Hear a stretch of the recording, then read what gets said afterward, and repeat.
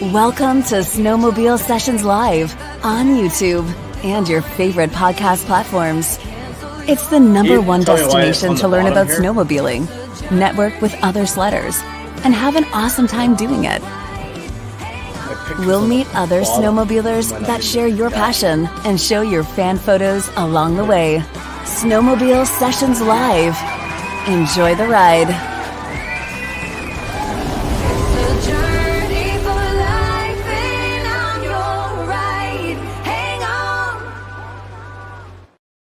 This episode of Snowmobile Sessions Live is brought to you by Energy POWERSPORTS. They're Oakville's full-line BRP dealer with sales and service to all BRP models and so much more. Energy POWERSPORTS always has the fun in store with a wide selection of clothing, parts, and accessories for all your powersports passions. Make Energy POWERSPORTS your source for Can-Am off-road, ATV, and side-by-sides. Can-Am on-road Riker and Spider, including the sporty F3S. Sea-Doo watercraft and Switch pontoon boats. And Alumacraft fishing boats powered by Mercury Marine.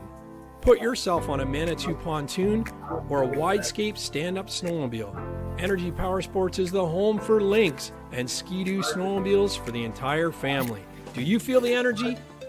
Energy POWERSPORTS, 879 Cranberry Court, Oakville, Ontario, or online, energypowersports.ca. All right. It's a season finale for season 5, and I'm hanging out with all my buddies and having a few pops. How's everyone going? Good. So we got Drew, as everybody knows there. Brad Bender, BAM Customs, is in the top right that we see there. We got Corey Brock down below me here. Lapoinski 800R is right there. And the Wisco gang, if you guys want to introduce yourselves there, who's in the room? Wisco gang? What's the NA guy? Massard 850 NA. We got Rob, the Invisible Man. Good to see you again, buddy. Sexy Eyes. Sexy Eyes. We didn't get the bridge constructed this year. Yeah, Wisco no show. Wisco no show, eh? And we didn't get the bridge constructed this year, so that's probably why Justin didn't show up to lodge sessions. And that about the bridge construction project, you know. There's Galeets. He's still trying to get in. I know. He's. This is what it looks like. I gotta send him that. So, how's everybody doing? You were riding, Corey. You want to talk about your ride this weekend? Yeah, sure. I decided to go up to Homestead for lunch on Friday. It was actually pretty good. It was myself. I ended up, I pulled up to the Homestead, and basically these two guys were beside me. They get off their sled, and then we're walking in. I'm behind them, and the guy looks back as he opens the door, and he says, "Are you riding solo?" I said, "Yep." And he says, "Well, you want to sit down and have lunch with us?" I said, "Yeah, no, sure, no problem." So sat there, shit. They watched MUDBRATS, the stuff. So there were just two guys there from Wingham. They rode up from Wingham, and older gentlemen. They were one guy was a farmer, and the other guy's a mechanic, and yeah, they were just out and about, and it was pretty good. Started snowing pretty good, and the trails were phenomenal for right after the warm up. So I mean, I can't complain. Hey, Wisco guys, you got an audio running in the background there? Can you turn it off? Someone get. You'll never have to worry about paying. Yeah, I hear something too. Yeah, Wisco guys, can you? I muted their mic. They're still coming in somewhere. I'm gonna mute everybody and see who is the culprit. It's still coming through for some reason. Oh, it's quiet now. Oh, no, is that better, Massart? Sounds a little bit whatever. That's kind of cool though, Corey. Like that's the way snowmobiling should be, right? Yeah, literally just random guys, and that's awesome. Got off my sled by myself, and yeah, so I got their, they gave me their numbers, and they said if we're ever about there, one guy's got big properties that you can park trucks, trailers. Right on.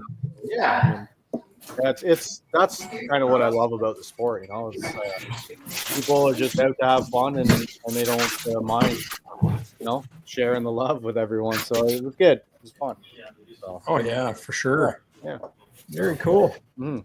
And Bam, you were out today with Doug, another new friend of ours. Yeah, Doug, and yeah, we did a big loop, went way up Teeswater, Kincardine area, Paisley.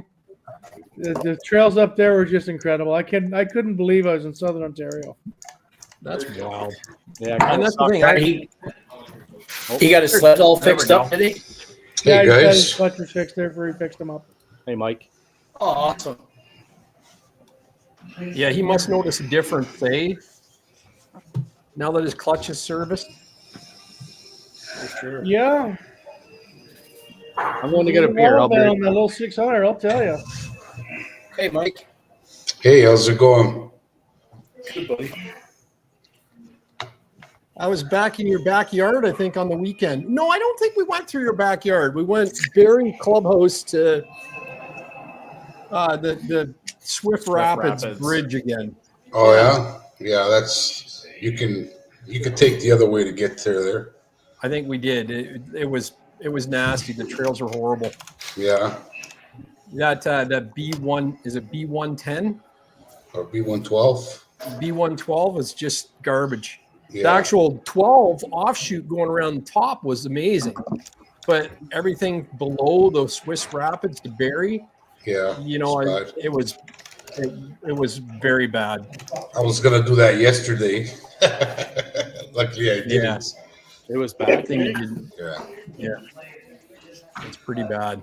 yeah. I've been sick for a couple of days, so that's why I pulled out of that ride. Oh man, Everyone's sick right still now. getting audio. Somebody's got a TV going in the I background. can hear it too. Yeah. Yeah. Maybe it's me. Give me a second. Let me see. No, what it was there before. It was there before you joined, Mike. It's not you. Hey, Well, here I'm gonna just mute you a second and see if it goes away. I don't think it's him because I was hearing it. It is him. Really? Yeah. a sec.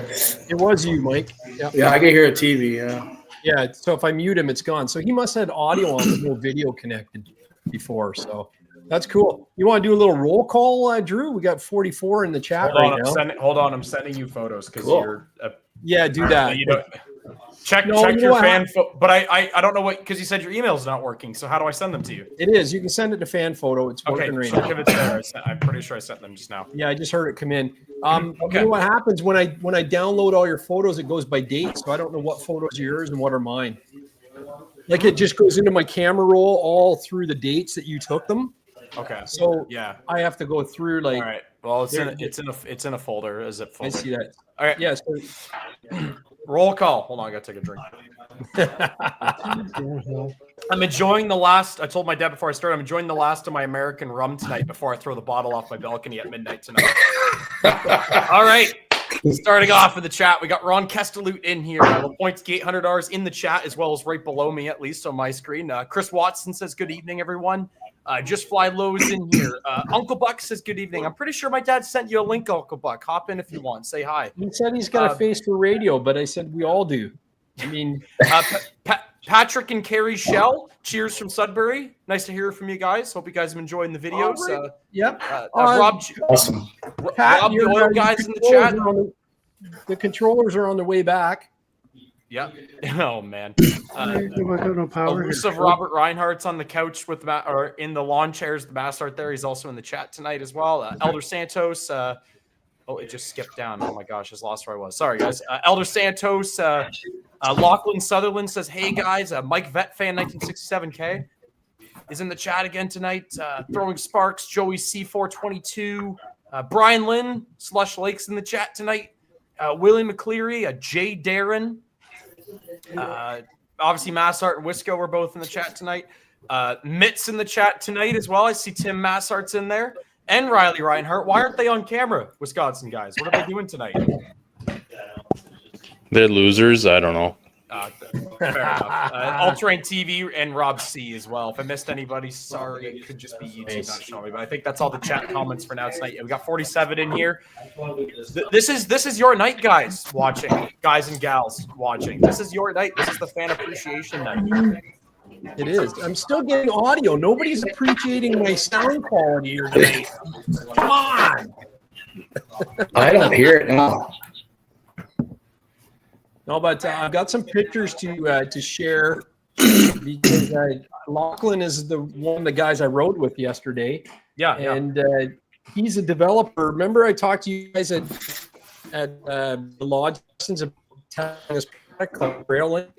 This is their handlebar mount that I've got here, and I've got some pictures, and we tested it yesterday, and I didn't know I didn't really understand what the product was when I told you guys about it at lodge sessions, and we attempted to try it, but this thing, so mad that we didn't actually get it installed and working, because it is freaking amazing. Like wait to see the screenshots. They're the photos that I took yesterday. It's pretty darn cool. Well, look, it's coming in. We have Uncle Buck in the bottom.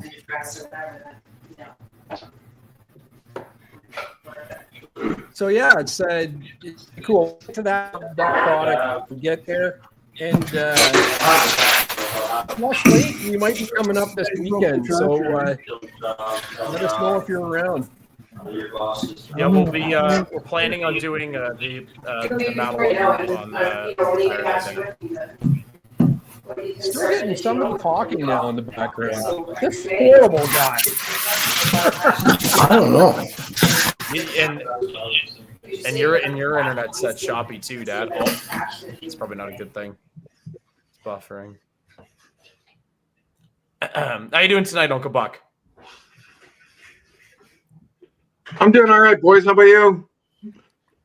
Cheers. Complain.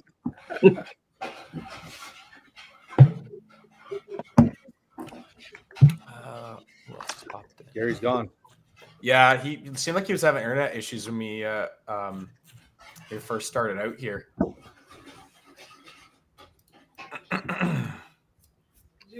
Well, how fitting for the season finale that just nothing's working out for him. Lost another one. Oh man, he's been. Oh my god! Another one bites the dust. He just sent me a text. He just said, "Keep it going." I don't know what he wants me to do. Oh man, we're dropping like flies out here, guys. Oh man. Lepoinski's in the stream with audio only, it says. Hopefully I'm back. Lisa must have just started up Netflix or something upstairs. Can you guys hear me okay? Yeah. Are you on the right network there for the basement? I couldn't connect to that 5G extension. Another one down. Oh, That's wild. technical difficulties. There's something going on. I see Jacob Massart's gotten shorter. Maybe it's the tariffs. Tariffs are coming into play. Oh, they brought the mascot in. Attaboy. Wisconsin mascot. I may have to book out.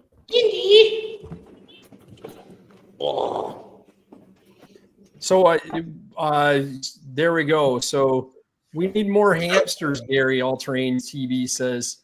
The audio has been good since Gary left. It's not me, believe me.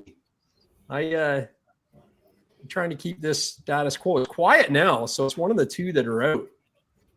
Lepoinski, I'm going to kick him out for a second.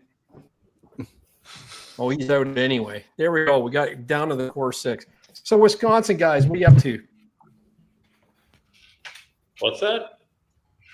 What are you at there, buddy? What am I at? For snow or what? Yeah, it's up to. What are you riding still? Your Oh, it's raining out right now. Yeah, we went from like solid 18 inches of snow down to nothing in about 2 days. Oh, Yeah, I'm pretty sure they're putting corn in the ground in Wisconsin right now. We're pretty close, actually. It'll be knee high by the 4th of July there, by. we could can't plant them. We could plant on the 1st of July and be knee high by the 4th of July. We can't say too much bad about that because we've got some rain coming this week, so it's going to ruin a lot of parties. Yep, for sure. Open. I think our club's been 41 days this year. So that's insane. Yeah, we've been open. You ever for get to Mary Lake, Gary? Did you get to Mary Lake, Gary? No, not yet. There is talk about this weekend, but that all depends on if I have a snowmobile and Well, also it's going to be like if the weather permits, we might be water skipping Mary Lake if we want to try it. Yeah. The plan is to go to our cottage, but probably I'm not hopeful of actually riding from there. It's going to be a midpoint, so we don't have to drive so far in one day to somewhere. Gotcha. Yeah. Mattawa is what we're hoping. Oh yeah. Hey, Matt, let's see what happens when Uncle Buck shows up and everybody runs. Just because he rides a Polaris. Yeah, that's right. Oh, the launch is tomorrow too. Yeah, it is. Yep, the 4th. It is for sure. I just want to say, Chris Watson, thank you for all your support this year, sending in photos, and I think you sent me a super chat there. The one episode. Yes. No, he's done that a few times. That wasn't just one episode. He's done that a couple times. Oh yeah, like thank you so much, man. He's, you look on Facebook and people are always going, "Hey, this is top contributor, blah blah blah blah blah." He's definitely a top contributor here too, and all the guys like Lepoinski's not in the. Is he down there below trying to get in? Nope, that's Brad. Lepoinski shares it every week faithfully, nonstop on his Facebook and all that good stuff. So I really appreciate that. So looks like Bam's got a beard. I'm gonna take that off. There, yeah. That was pretty crazy. That technical problems we had there. I want to say it was maybe the email, like Drew sent a Google Drive link, and that might have threw my computer to a loop. Seemed good now. District 1, Garage Toys asked if we ever rode District 1. No, we have not, but it's been in the plan because that's where my sister lives, is right there in Ottawa. So we've always talked whenever she finally buys a house that we're going to use her as a garage and a place to stop. And a couple nights. Be cool. I want to try the Ottawa area. Yeah, did you see on ITG? It's open like crazy. It's all yellow and green. Yeah, everything opened up again, other than obviously Turkey Point. We did it. We got to ride it the one time it's open in a season. We hit it right. We got lucky. But it probably shouldn't have been open. That ride just about killed me. Once we got to Woodstock and north to St. Mary's and Stratford, man, I love that ride. But it's I don't have to go down to Turkey. You want to be a 4-stroke guy so badly now, so it's Is that where you're leaning towards, Gary? Is the 4-stroke now? He needs to try next terrain. I think that would be the one thing that could change my mind on it. I think I got to borrow BAMs for the weekend. I need an XRS. No. You got to pick the right weekend when I'm working. Are you working this weekend? I just finished night shifts this weekend, so I didn't get to ride. No, this coming weekend. No, I'm off. Oh, you suck. Brad, are you showing us the upgrades to a random guy's snowmobile that may or may not have accidentally left the trail? We are talking about that. I did ask him what your friends doing. Yes. What that was my friend. Yeah, that's right. Yep. I did ask him if the charter rights was expired on that yet, or if we can talk about it. Or she needs a bath. Yeah. Oh, yeah, no, trails are mint. Yeah, lots of snow as it's covered in 2 feet of mud. Oh, that's the road crossing. That's Southern Ontario snow. Southern Ontario road crossing. You even got a Go the Ontario Federation of Road Running. Is Riley coming in? Is Riley Reinhardt coming in? Or I saw him send a message say he's off work. He's in the chat room, Riley, but he's not here. He had to work late. Yeah. Is Jinxie or is he coming in?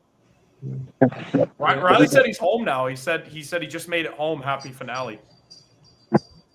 I'll tell him to click the link and get in Yeah, there. yeah. Garage Toy says you can launch at Oasis Calypso Road. That place is a lively place to go on a weekend. Yeah, sounds like a strip joint. It does.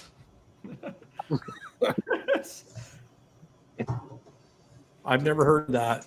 Just like how Fanny's is the best spot. Or somewhere in Mexico, Punta Cana. Could be, yeah. Oh man! So did everybody get their new orders in for the new dues and the new links? So what's all the the branch of that question is who won the lottery this week? I gotta check my numbers. I was actually pretty impressed with how many changes they have done on the new models. Like, not enough to spend on the 30 surface, grand. it doesn't look like they changed a thing. $400 a month, it's not. They really did a lot. You got to pay to play, I suppose. It is cool. I and things like that they're taking rider feedback, like that gauge relocator with the bigger glove box is actually pretty sweet. I like and, that. I was actually looking today because I saw a few things on Facebook, people asking if that accessory worked with the ultra low windshield because people obviously are concerned because it sits further forward. And yeah, you can spec it with the ultra low windshield on your configurator, and it shows up with that low blade for the XRS, which is good. That's cool. I thought Massart was going to spring order this year. He should get a comp and get a sled that's faster. Yeah. Spend your money. Megan, come here, please. Yeah, you'd have to okay that with the wife, and I can guarantee you're I in. can faintly hear her in the other room yelling no. Got like 4,500 same- miles on that sled. It's time for a new one. If you put the same wrap on it, she'll never know. And it broke when you're in Sudbury. It's broken. You got to get a new one. No, it's good. It was user error on installation. That's Ideally, never a good tight's thing. tight, you know. Yeah. It's good. We're all good. You're going to be safe from public humility because there's no audio in it in my video that day. Oh, perfect. Mike and I were cursed. I that know, weekend with unreal. the technology. What a good day. There were so many good laughs at certain Reinhardt's expenses as well. Ooh, yeah. Yeah. What happened? I'm Was it doing not the- plugged in? Yeah, he didn't have the cube was like unplugged. I think when we were messing around at the start, it jostled loose, and it was the mic was plugged in, but the cube was I'll not. the Monday up there, Reinhardt. We were making fun of you guys a little bit. I got lots of nice video I can put to music and stuff, but that's pretty much it. That's gonna ruffle some I feathers, deleted so a can't lot of wait for mine. Those comments. I'm working on the poker run now, and by the time I got all the F shots out of it and all the stuff we can't talk about in public, I've only got about 3 minutes of video. That's never happened to you before, huh, Gary? First time. Yeah, I'm gonna make. You know what? I'm gonna make my own YouTube channel called the Brat Pak Exposed. And I'm just gonna have a camera running the whole time, like a 3-hour footage, nothing cut out. If you guys only hear half the shit we say when we're riding, and it's. Well, I can imagine. That'll be for we'll have a membership on our channel. You can get the Yes, full. why don't you full do that? The access. members only unedited video. Yes. Yeah. It's I'm still getting shit. Yeah. That's why Mrs. Pal, Uncle how are Buck you, and I buddy? stopped wearing the communicators because they were always on, and she'd hear what I was saying in which I thought was my inside voice, but it was my outside voice. Yeah. The comms are funny because the stuff I I'm catch in is the just ditch. crazy, right? Shannon wasn't having a good day at the poker run. She was having a lot of wardrobe malfunctions and stuff. So it's like I said at one point, it's, hey Corey, it's like riding with the Porters, eh? And he laughed. You can leave that in. I did. Yeah. Yeah, the what was it? The balaclava on, the balaclava off thing? Pardon me? I said it was the balaclava on, balaclava off, balaclava on.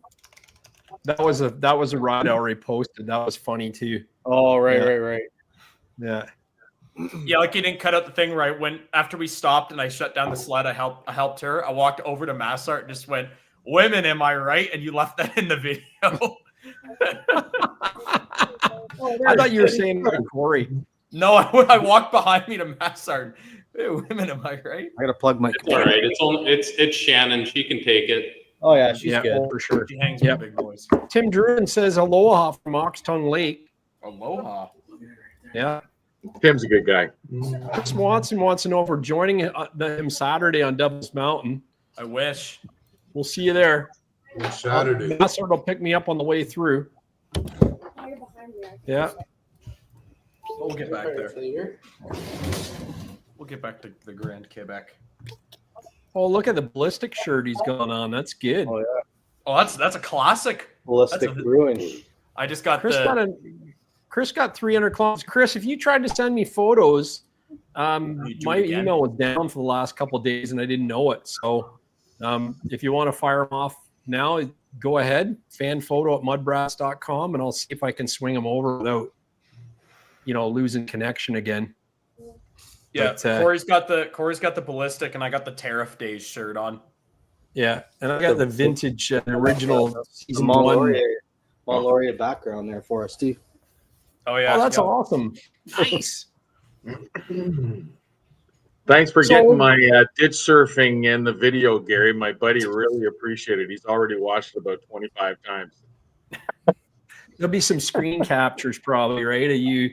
That'd be your Christmas card. What did Mrs. Uncle Buck think about that? Yeah. Oh, she was fine.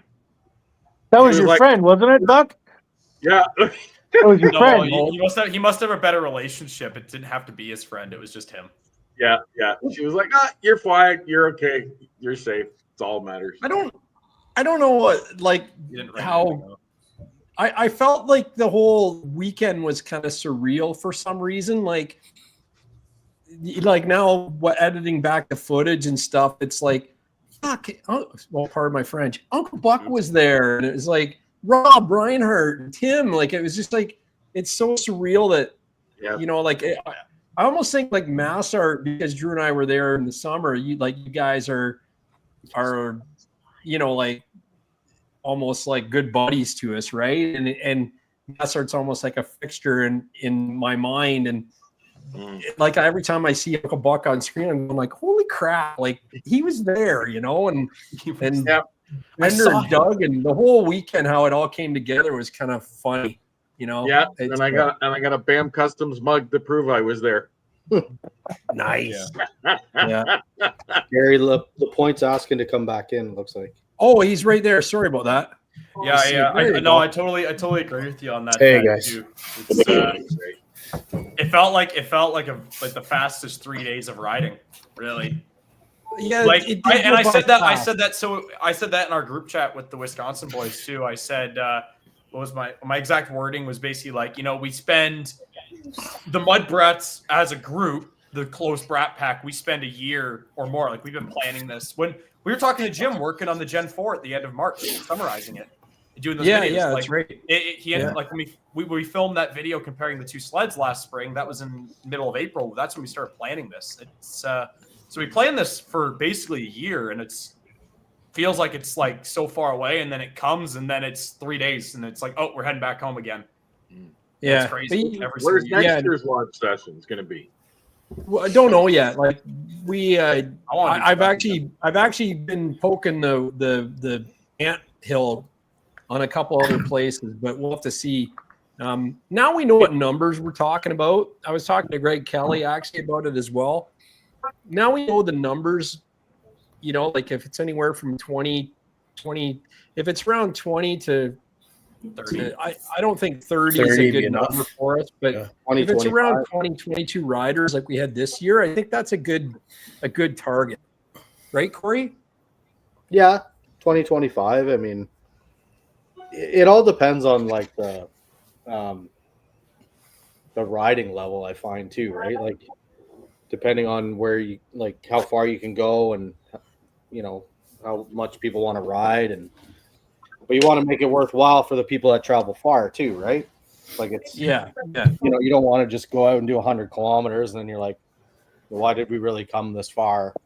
Because to me, it like I don't know, So the social aspect of it, I love it, but it, you know, obviously we all want to ride too. It's a snowmobile ride, so Yeah, you know, it's tough to make a happy medium and figure out, you know, what's the best for everyone in the whole situation, right? Yeah, and that's kind of why last year in Quebec wasn't the best it could have been, because it was so frigid cold and there was really nowhere to go up in Val-d'Or that we kind of got screwed to 200-kilometer days, basically, right? Like we did, what did we do? Maybe 600 that whole weekend with that first night we rode in. We did like 200-ish kilometer days plus the 100 the night we rolled in. So at least this time in Sudbury, we did a lot. But even when you look back to the year before in Sudbury, we did less than 600 kilometers. So I get what you're saying there. If you have too big of a group, that might not be possible. Those 300-kilometer day to Shining Tree might be a lot more difficult if you were handling 35 riders and 6 people in the ditch instead of 20 riders and 2 people in the ditch. Yeah, for sure.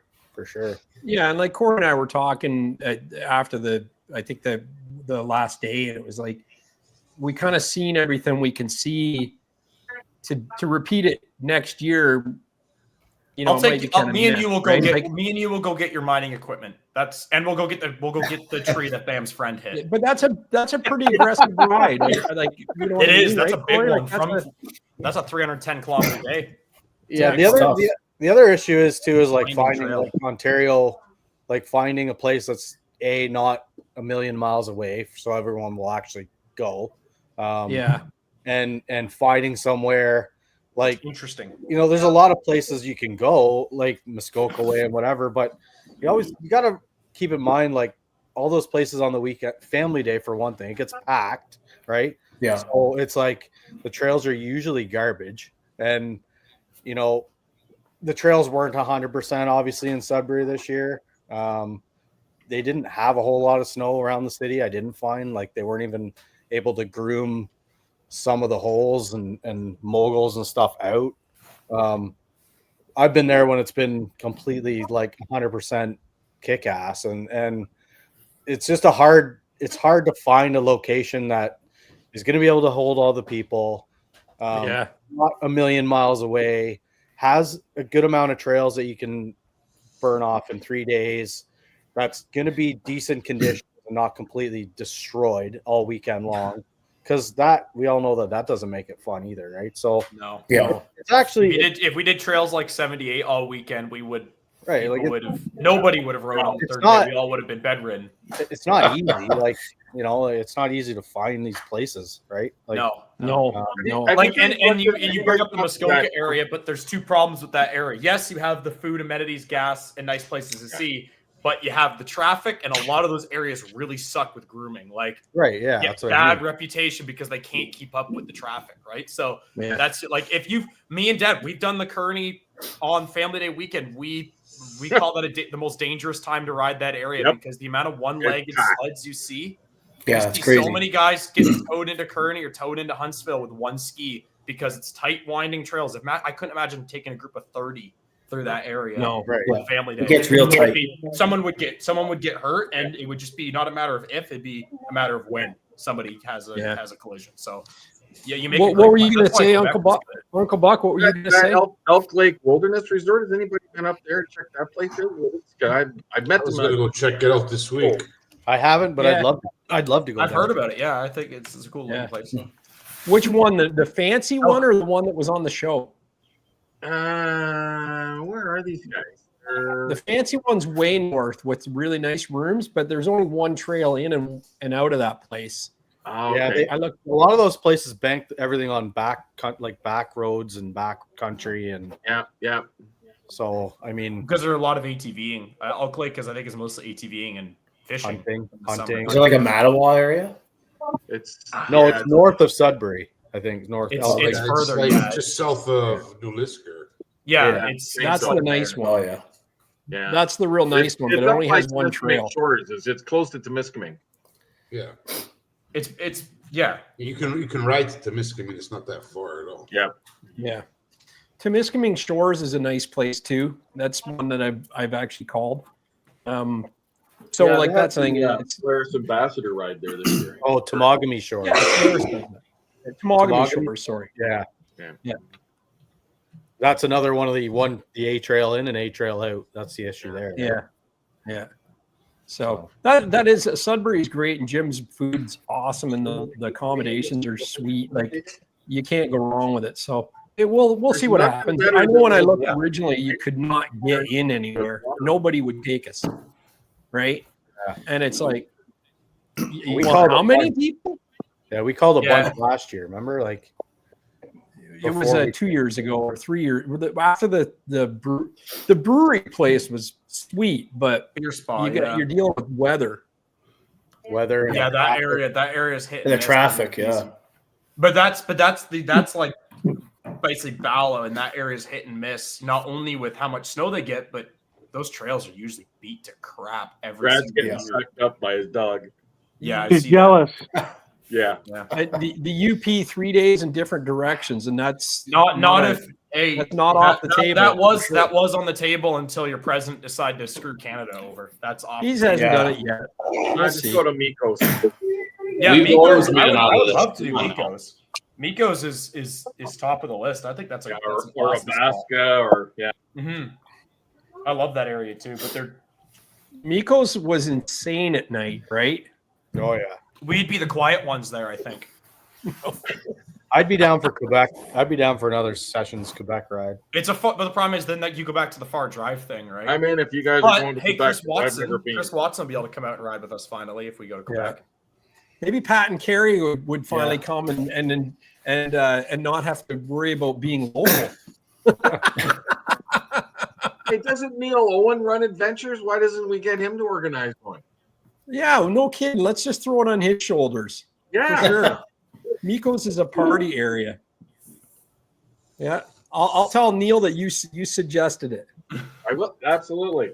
Yeah, have you guys been watching the three old guys ride across North America? I'm following it off and on. Yeah, pretty sweet. Yeah, yeah. I actually talked to him. And he said, "Yeah, let's wait. We'll get him on next season to talk about it."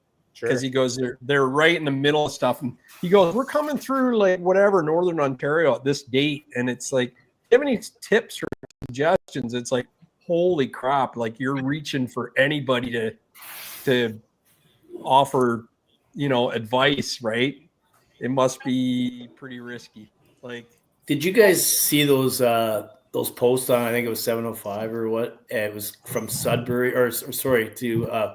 From Perry Sound to Stratford or something. Those the guys went, were there. Is that right? They were there. They were there on the. Yeah, was it? That's Saturday, incredible. Sunday night or Saturday night or what? Sunday night they were there. Yeah, yeah. That's wild. Kilometers or something. Yeah, they continued on through to Timmins, didn't they? Yep. Yeah. They were going on a big ride. They're gonna have to spend the night in the woods because they ran out of gas. Oh shit. The cop, they finally had somebody come by with a gas can and they bought the gas off the guy so they could get to the lodge. Wow. Yeah, that's pretty incredible. We've talked about doing our home to our cabin. It's it'd be a 400 kilometer one way direction, so it'd be a cool ride to do. Yeah, that's easy. They went from Strathroy to wherever it was. I thought you said Stratford. Okay, Strathroy. Yeah, Strathroy, which is near London. Like that's insane. Yeah, that's probably to Perry Sound. That's got to be 600K. Yeah, there's a couple other. No, I think it was more like. I think they did 1,000. They went past Perry Sound. I think they did 1,100 kilometers or something. Not in a day though. They did it over days. Timmers would be. The comments on that post are pretty crazy because all these other people that say where they've gone, like from there to other destinations, and it's like some people did some big backpacking tours from home, right? For sure. Yeah. There's two guys. This year would have been the year to do it. They left from Barrie and rode to Oxton Lake. Oh, that's nothing. That's an easy ride. That's a day. Day ride. Yep, day ride. Did they have to endure 700 kilometers of road riding around the Barrie area? Absolutely. There's a bit of that. Absolutely. Even going up to Kearney from Oxtongue, I've found a detour that gets around all the road riding, but there's only a select few of us that know it. Yeah. I will say that I'm damn impressed. I'm damn impressed with the MOU situation because when we started the season 5, and the MOUs was a hot topic, and it seemed pretty bleak that we were going to lose half the trails, and we weren't going to have anywhere to ride, and there'd be tons of road riding. And I got to say kudos to any club in Ontario, because you pulled up your boots and we didn't lose that much trails, and a lot of it was rerouted. Yeah. Rerouted. Look at this, on the Pat and road. Carey give us a vote for Mikos. That's awesome. Good to know. Let I us think we know. have to Like, figure a way I to think get I made it. I don't. People probably don't read the Instagram post, but I did put on one of the posts that we are looking for suggestions. Like, seriously, like places to go, places we need to call, because this is the time of year when we need to Go to start Concord, organizing this. flood Absolutely. Yeah, you need a book. Christmas mountains in New Brunswick. Yeah, that's pretty far from. That's pretty We'd far be for the flying, Wisco renting guys. sleds. We But would. we could maybe do it. We could maybe do it where the Wisco guys stop in North Bay, and for a night we meet them there, and then we go to Quebec, and we could treat them to the fine entertainment at Fanny's, and then move on. And Mrs. Wisco would love it. She'll be newly, I'd drive to Quebec. My goal next year is Minnesota. Right. Like ride to Minnesota or just drive and No, ride in Minnesota. Oh, just ride into Minnesota. I thought I meant ride to Minnesota. I'm like, that'd be a really cool day. Yeah, that'd be. MJ posted some pretty it wouldn't be that hard. It'd probably be like a 2-day backpack trip type of deal. You'd be probably 500 kilometers, so 300 miles, probably 200 miles, probably. Depends on where you drop. I mean, if you dropped on, I'm saying like starting from your Green Bay, like starting from you guys, or just south of Green God, Bay. no, that's 750 miles. Oh, that's 800 nothing. miles. That's light. People do that in a day in Ontario. Yeah. Not on a Polaris. No. Well, you third motor, 7th fuel pump, and you'll get her. Eight set of plugs. No, I don't. Raj Toys said they had over 450 LUPs to get signed before the season started. Holy. Yeah. Jamie Nichols says, come to the county in Maine. I think when we go to the States, it's going to be insane to ride. What, the price of everything, or no? I mean, as far as the people that are going to come out of the woodwork is going to be great. MJ posted some amazing photos of this. Did you guys recognize any of those places she was at? That's all areas we ride. So that's all that stuff to us is like second nature. It's nothing that was like, oh, look at that. I guess we ride it and we've noticed it multiple times. So it's not anything that's kind of taken for granted, I guess. She was at the hoop and that's- like, yep, good chicken wings. Well,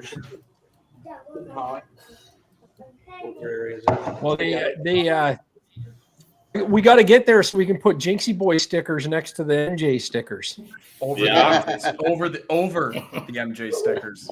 I didn't get that sticker to show tonight. Crap. What sticker? Oh, what we The did on the sticker that I weekend? put on Dave's sled last week. Oh well.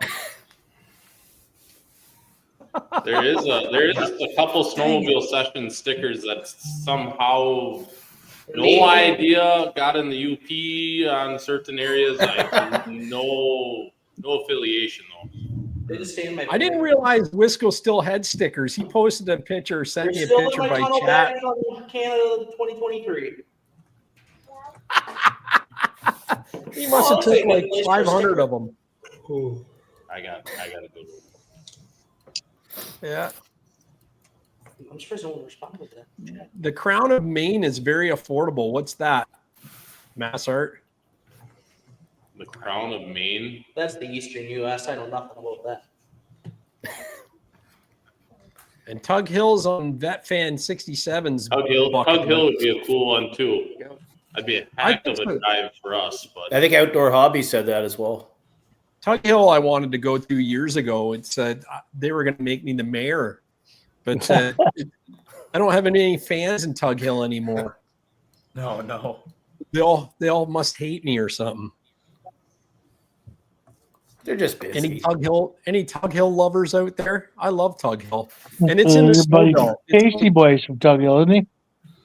Close to it. He's Old Forge. That's where he rides a lot. Yeah. Yeah. So I don't know. I kind of like Riley's idea of and Massart's Carl Kuster's Mountain Park being large sessions 26.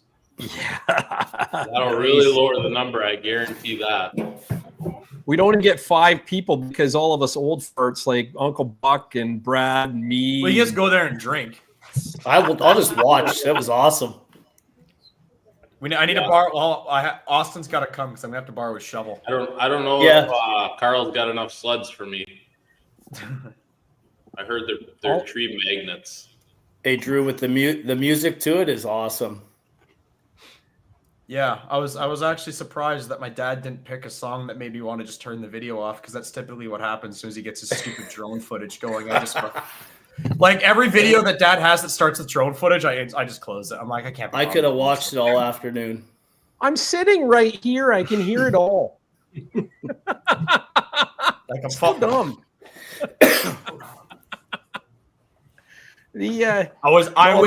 Dad, I was sitting at my computer watching it the night that it came out. When the Shoresy stuff came out, I was dying of laughter here at like 1 o'clock in the morning.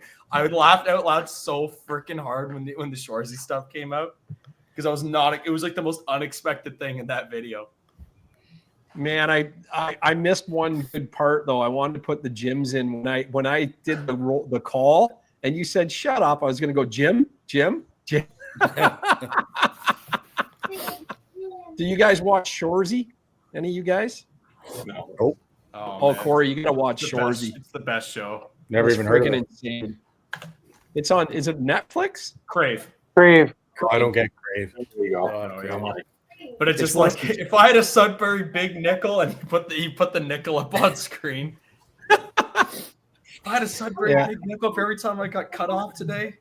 The one part they say about in the show, like it's about a hockey team in Sudbury, and it's all filmed in Sudbury, Ontario. And the very first show, the guy says Sudbury's got an impossible number of hot-looking women, and they show up on screen all these women. And Drew, those are actually girls from Sudbury. Yeah, no, I know. Everything in that show is like legit. The guys that are the hockey players, they're legitimately old NHL players that used to play in the show. Yeah, it's kind of funny how much of that show is actually like based on the truth. But I mean, here's fictitious. But here's a good question. Garage Toy says, how many rear bags got left open this last trip? Just the one. I know 2. I had one. Yeah, we're 5 minutes out of the lodge. Yeah, that one. Doug and Corey are the 2 that I knew. I don't think anybody else. We were. I lost the Gatorade. The Brat Pak kept it good until me and my dad's home ride. Come back from Turkey Point. We stop at a clubhouse. He gets a water out of my pack out. Goes in this shop. Goes in the place. We go out. I didn't bother checking it because I just assumed that he would have closed it when he was done getting his water out. And we go for a ride, and then all of a sudden the lid goes whoop, and everything bounces right out of it. I lost the camera on the rod. Yeah, you did lose your camera. Yeah. My audio was out of sync on that too. Eh? Like when Drew almost ran it over, I hadn't even got up the hill yet. It's that was pretty wild. How did it fall off, Mike? You know, on the front of my sled, I had this piece that fell off that tightened it. And so I just screwed it on with my hand without this. I figured this little piece ain't gonna do much. You know, it's got like a little thing. And then when I was going on those whoops, you know, on the way back where Doug ditched the sled, boom, boom, all the bumps. Corners, I guess it just loosened off and just fell off. And everybody's like, I missed your camera I was right behind Mike when it happened. I missed his camera by inches. Yeah. I clipped like the pole base of it with the ski when I stopped to get it too, because I was like, "Oh crap, Matt's his camera." I'm just watching my camera and I'm like, "Oh, that's it. It's gonna get run over, and that's it." And Mike, did you lose one in Shining Tree at the gas station too? That was in the video as well. It was like we were leaving Shining Tree or Tree Bear. You said something about you had to go back and get your GoPro. Oh, yeah, my GoPro was actually in my bag. Oh, okay. Oh, but you thought it fell off. I thought I put it on my helmet, And then when I went to check, I go, where the hell's my camera? And when I changed the batteries, I guess I just left it in the bag in the gas station. So, yeah. Gary, you need to make little decals for the dash that say like, "Have you checked your bag?" Pre-flight checklist Sure. on the gauge. Or is a jar light to come off that? Yeah. You know what? There's Are your something for the zippers done up? BRP, Is your for the bag done? BRP gauge. That's what we need. We need a pre-flight checklist for people who leave their bags open. It's like the Chevy rear seat reminder. Yeah. Check your seats. Yeah. I would like a little light to notify me if my camera's on and working. That's about it. Yeah. You left your cigarettes up on the dash too, Mike. Does GoPro still make those little controllers? That's like normal. As I'm riding, I'll grab a smoke, open my visor, and just puff away. Yeah, doesn't Yeah, the GoPro he threw them up on the dash. I said, Mike, your cigarettes are there. Because I have does GoPro not make those little controllers that you can mount to your bars anymore? Because I have one for Hero 3 Black. Do they still make those or no? I have like three. I'll have like 3 of them, but I haven't been able to figure them out. To tell you the truth, they're actually like even if I guess it's still the same because the one for the Hero 3 is like impossible to pair to the camera. But once it actually gets connected to the camera, it's great because it shows you what it's recording and it can mount like anywhere. So you can I have it on my mountain bike on my bars when I go with too many things mounted to the bars just drive me nuts. I want to pay attention to where I'm riding. You know, the last thing when I'm riding on my mind is like I assume my camera's always on, but I don't go crazy because I think you asked me like 5 times. Yeah, well, when I come up to somebody, I go, "Is my camera on?" It's my camera. Yeah, you did ask. Yeah, I ask everybody. Is my You camera need a little on? mirror. You need a little mirror that points at your hanging You got off. a mirror on your I hand. got it, but during the day you can't see it. At nighttime you can see it clearly. But I feel like it's a rite of Sometimes I passage. just said, with "Yeah, the it's on." I didn't know if it was on or not. Yeah, it's just- flashing, bro. Just a little red light flashing, and that's it. I always tell him it's on. I always tell him it's off, and then he farts with it and shuts it off, and then I go, "No, it was on." Gary screws me up all the time. I always get you back on track. That's what I like about the Dad's camera. We can hear it through the mic. It's that loud. We can hear it through our comms whenever it beeps. We're like, "Oh, well, it's off now, Dad. It's on now." The battery's dying. Yeah, I can hear when the battery dies, and it's like, "Oh, he's got to stop." I often can't hear. If I'm idling my sled, I can hear it, but never happens like that. That's like mine. I can't hear it in the helmet with those ear covers on. But if I'm at idle or I come to a stop and the thing goes beep beep beep, oh, battery just died. But that's like rare. yeah. I put a big shout out, Gary, to those Blizzard Buster lights that I put on my Mission helmet. Oh. You like them, right? Yeah. He rode behind me and goes, "Holy shit, that's bright." Even in the daytime. Yeah. Lapoinski's got I him put it on his my helmet as well. Yeah. Yeah. It's insane. It's absolutely life-changing. I can't believe we never had them before. I know. They're so bright. They're so bright. Yeah. They are. And I played around with the colors and in the dark out back. It was friggin' awesome. Yeah, you posted some cool pictures. Len was amazing. Like I just think it's so cool that he gave us so much stuff.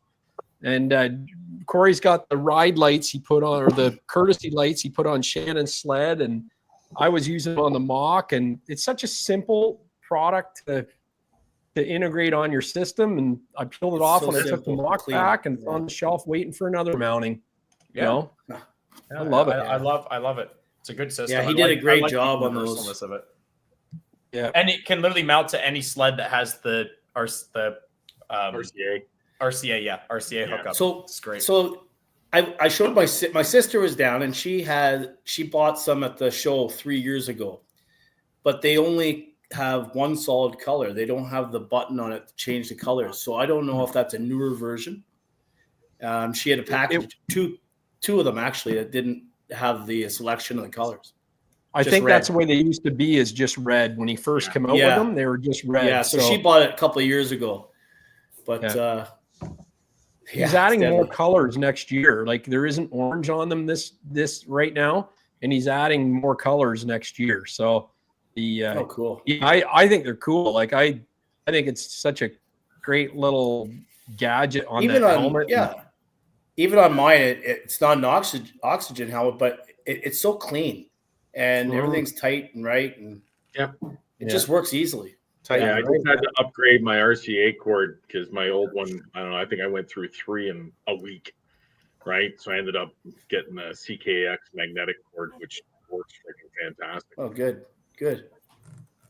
That's the weak link about the RCA powering anything is, like, I know and Corey and I talked about that. It's a little shorter, so that, like, a little stubbier, so that if you put a longer RCA in, like comes with the Blizzard Buster, it'll fall out. Like, I couldn't get the courtesy lights to stay powered, and then I ended up plugging the courtesy light into the E-Link, and then plugging my helmet into the courtesy light Y connector, and it never failed. It always stayed. Yeah, I don't know what that's all about, because I find what I had to do on my Gen 4 to keep my oxygen from unplugging is I literally had to basically use heat and compress the thing on the end of the E-Link or the end of the E-Link cord.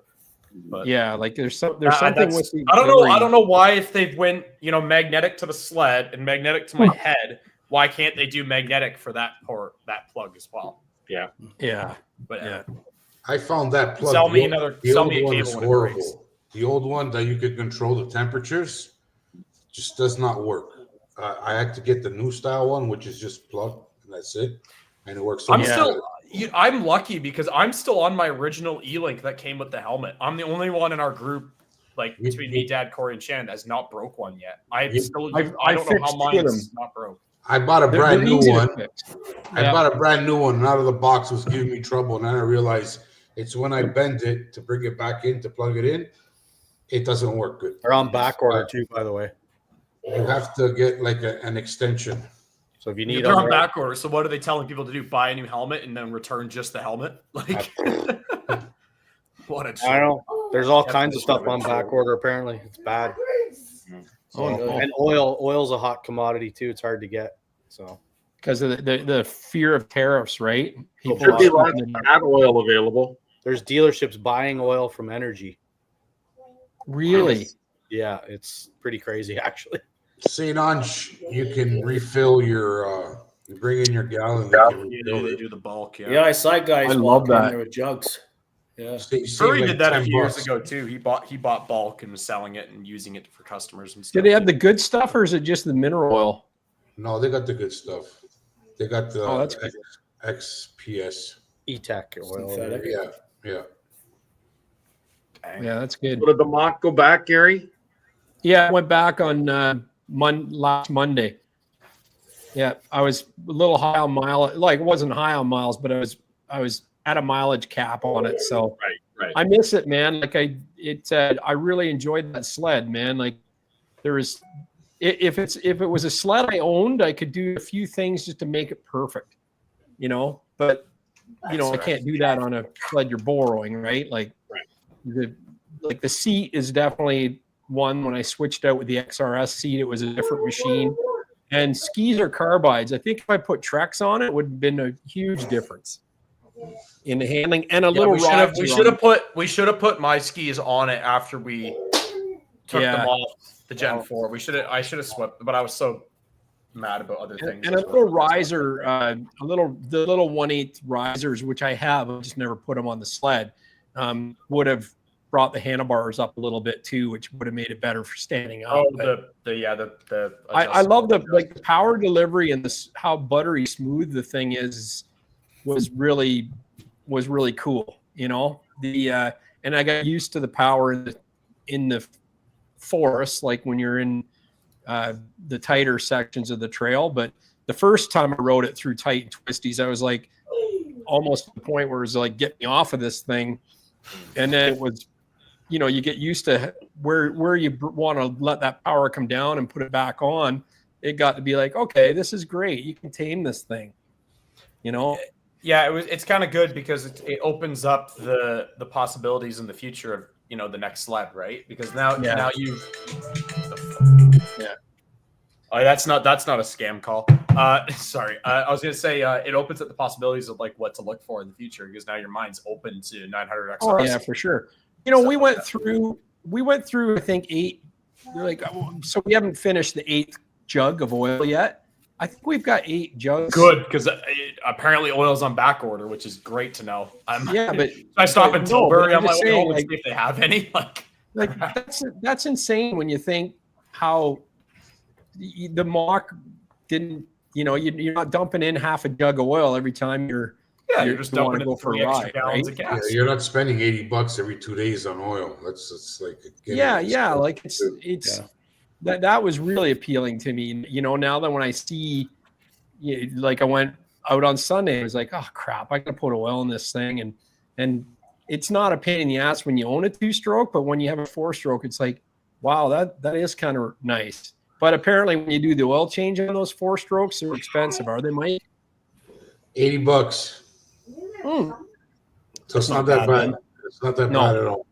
No. Okay. Yeah. Do you get the dealer to do that, Mike, or do you do that yourself? Like, is it hard? Well, no, it's not hard. You just drain the oil, change the filter, and you go. Oh, I just didn't know if it's in a bad spot, like everything on the beer. Yeah, like the filter. It's just like 2 little screws you remove, and it gets on. It's very simple. Good. It's not hard at all. The filter's behind the pipe. Just gotta watch you don't burn yourself, because I usually run it to warm it up. To warm up the oil. Yeah. But besides that, it's very simple. And you buy a kit from BRP for like $80, I think it was.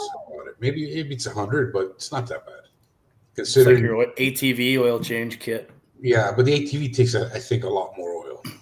That's like four, and they give you the exact amount of oil. So it's like, they give you 4 liters and like a little jug. So that it just. I think that's pretty cool how they do that. They pre-measure. Yeah, it is. It's like how much chain case oil is the same thing. Chain case oil, yeah. The chain case oil, like you buy, like the first time we did chain case oil on one of our sleds, we were like, oh, how much do we put in? And then it's like the whole thing. It's like, what do you? And then someone said that, and we're like, wait, really? The whole. The 4-stroke, the 4-stroke is one of those and a little more. Oh, okay. Yeah, the 4-stroke, you put a little more chain case oil in it. But you know how many times I leave my 2-stroke at home because I get to the shop and I'm like, I'm gonna take the 2-stroke, and then it's like, I'm not putting oil in it. I'm just gonna go. Like seriously, I say like F that. I'm not sit there and put oil on take it. So I just take the 4-stroke. It's really not that big a deal. Well, Mike, you probably have a guy for that, no? Yeah, right. Yeah, he's a fat guy. He doesn't like to do it. No, well, when you got the 4-stroke in front of the 2-stroke, and you got to move the 4-stroke to get the 2-stroke out, and then you got to put the oil in, and then you realize you don't have that much oil laying around because you don't buy it regularly anymore. It's like, I think the big guy got to be 4-stroke takes more chain case oil because of manual reverse on it. Yeah, very cool. Oh, no, that's the thing. I just put whatever. I just put mixed gas in it. Just dumps them out of the bikes that you're not running in the winter, and it'll be fine. Just run it. 850s are strong engines. They can take it. They can take a little lack of oil. There was a 2018 850 E-Tech down at Energy they were working on the other day. Had 22,500 original kilometers on it. Well, that's good to know. Yeah. That's promising. I like that number. I like if you cruise around at 50, 60 kilometers, I'm sure it'll reach that. But when you like, well, that's how mine's rode too. Yeah, like when you're hitting like my average speed was 50 kilometers an hour. I don't know about that. That's pretty impressive, though. It is. It is. It is.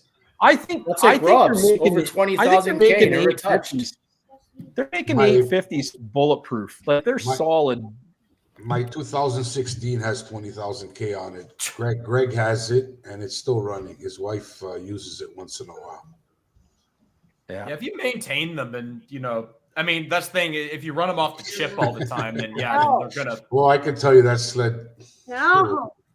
I can tell you. Why do you think mountain sleds have like 1,000 kilometers on them, and they blow the top ends off them? It's because they're running them off the chip constantly. But I mean, trail riding, they're practically bulletproof engines. Here, Corey, ice you want fluid to in the turbo?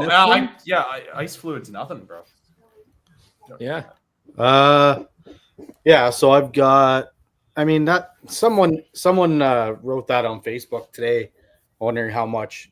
Personally, I've used half a gallon, and I've got like 4,400 kilometers on my sled.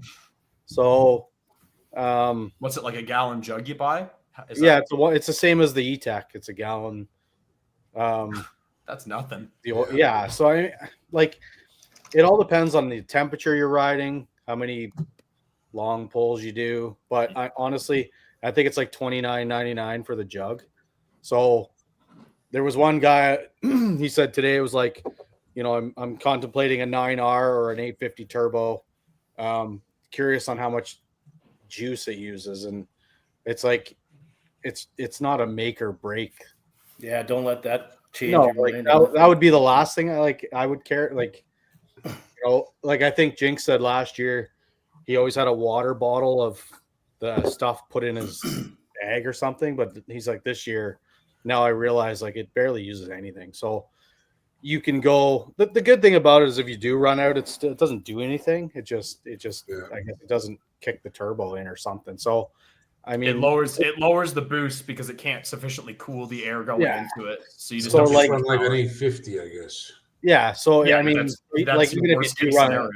That's if you're not on that like bad. out of that trip and you don't bring it, it's not the end of the world. So yeah, personally, I didn't use much, so it's which I think is good. I you know what? Because a lot of people, when remember that system first got announced and shown off, everyone's like, "Oh, it's going to go through a jug of ice a ride, and it's going to be probably so expensive." But it's like it's not. You spent $30 and you haven't even used the whole jug yet. Like, yeah. So that's great. If I spend $30 in 2 years on some ice fluid, like it. Yeah. And this has been a season where you've done a lot, like you said, 4,400 kilometers. That's a lot of kilometers. Like, Yeah, that is more than a season for most people.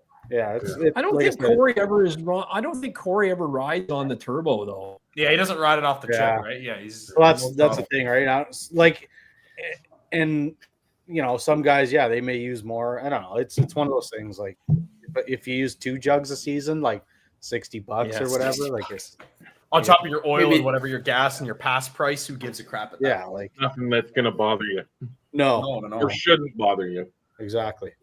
Yeah. Chris Watson says, my hats go off to you guys who are hands-on. I'm useless with anything mechanical. And as someone who is a former BRP mechanic who I cry on a regular basis when I have an itch. Don't get it mixed up, Chris. We also suck at the mechanical stuff too. We just have to act like we know what we're doing. Yes. You know what? We were just talking about cutting out ride and trail footage. If we did uncut mechanics videos, it'd be like 12 hours for the signal light change. Yeah, that's right. Exactly. Because the camera would have stayed running as we ran to energy to get the retrofit harness for the Gen 4. Oh, wait, we need another wire? Gosh dang it. Back to the deal we go. Nobody tells you about that stuff. No one told me on the Gen 4 you need a retrofit harness for the signal. Or you're torquing the bolts and it's going click. Oh, no. Furry. Yeah, I don't tell you that stuff. One ugga-dugga, 2 ugga-dugga. Isn't there a hex with a nut on it through my chain case still, or did Furry replace that one? Okay, yeah, no, we had. It broke off in the right spot. That's for sure. Yeah, that's good. Yeah, when you're following the manufacturer torque specs, turns out that it doesn't mean jack squat because they still break all the time. Yeah, I was so careful with that chain case because I was so worried about stripping out and breaking a bolt off in the chain case, and then it doesn't matter. It did it anyways. Actually, didn't break. I didn't actually break it because I could feel it stripping, so I stopped because I could really feel it not getting tighter. So I'm like, okay, I'm done. Rowan Sparks says the skin on our knuckles should all grow back. Bender says he's sorry, technical difficulties, man. Tell everyone good night for me. He worked nights all weekend, going to bed. Looking forward to next year. Yeah, his dog looked at him with those big brown eyes and sucked him in. And said, I'm going to bed. It's gonna be nice and warm. Yep.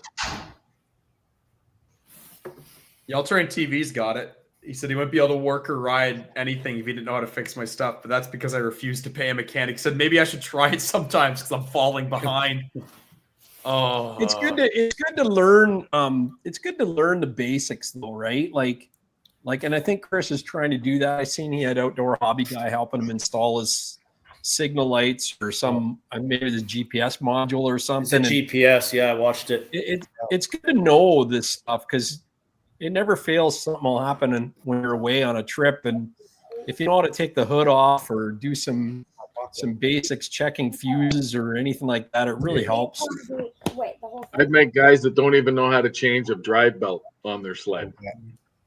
Everybody should do that. Everybody should go out to their garage and figure out how to change their drive belt or Yeah, look up I a even had video. Mrs. Uncle Buck change her own belt.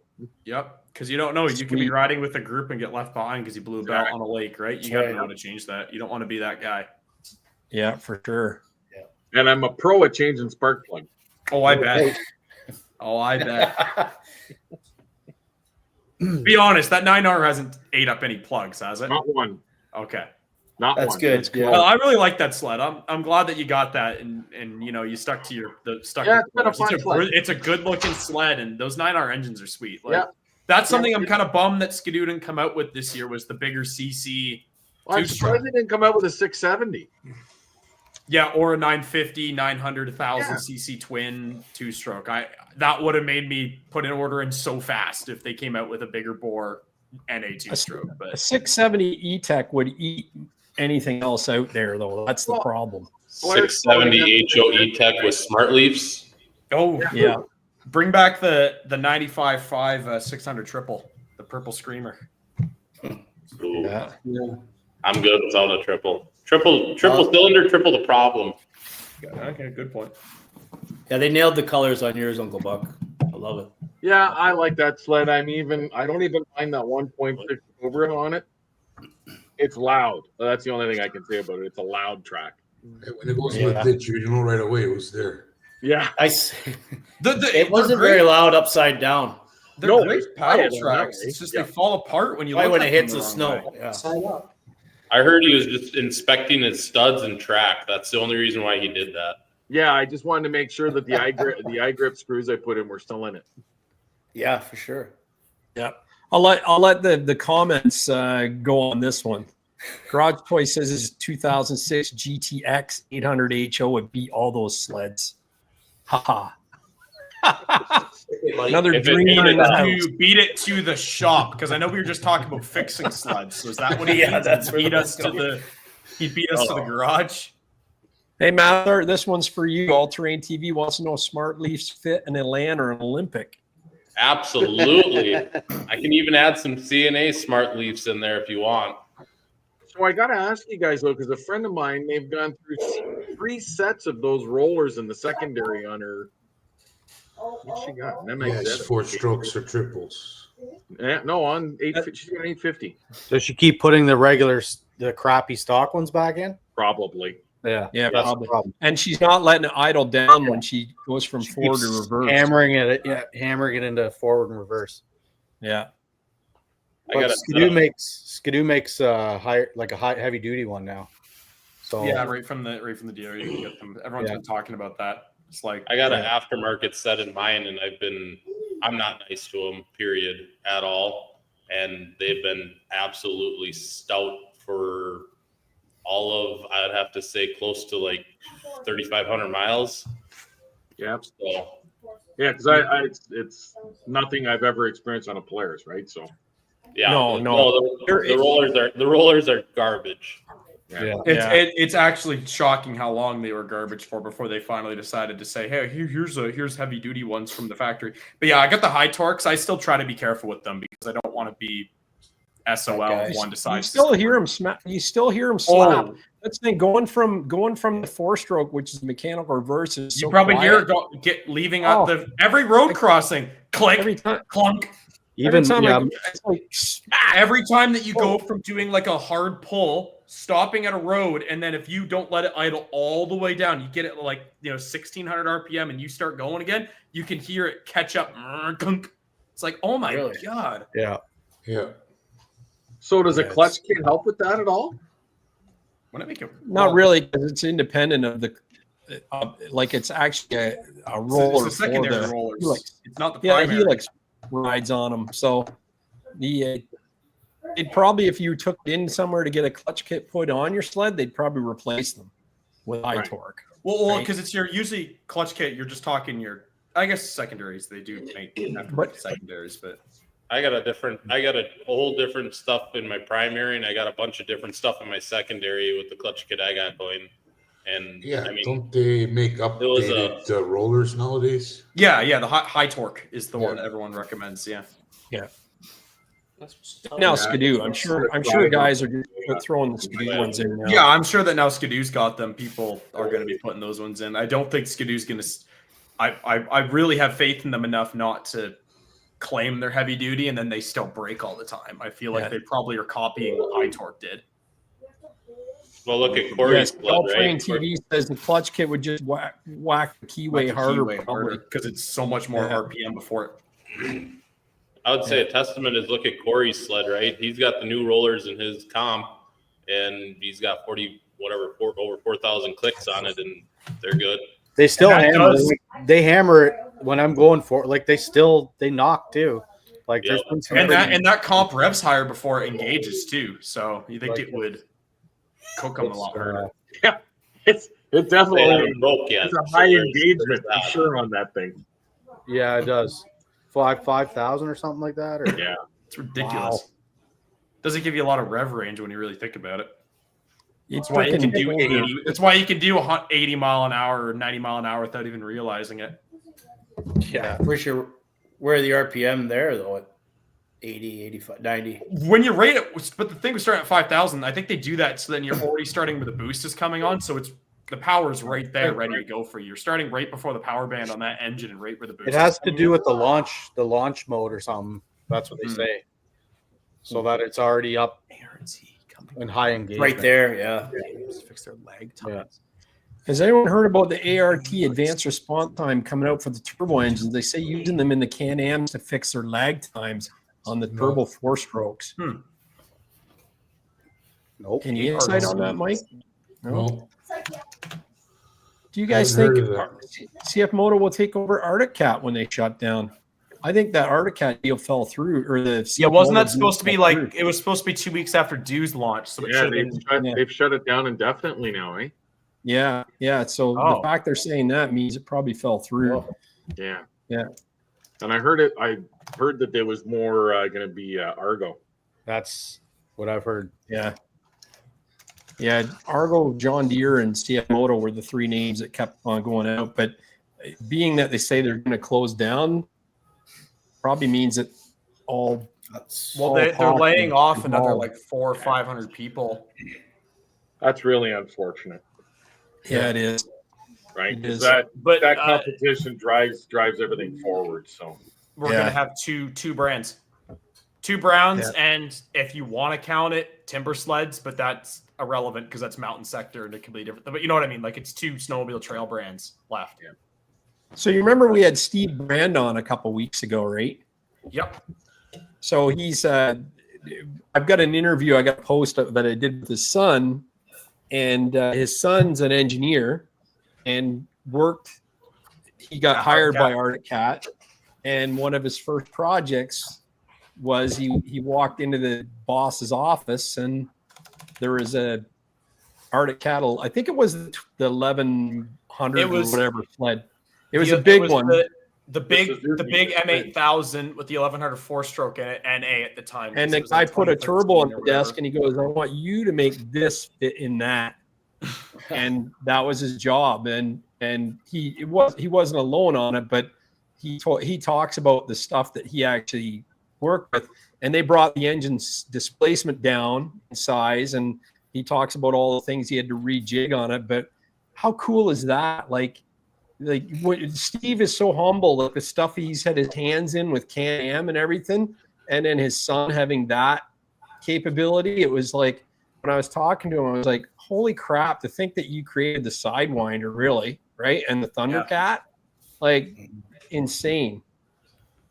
But that's all the way of the dodo bird now. It's a shame.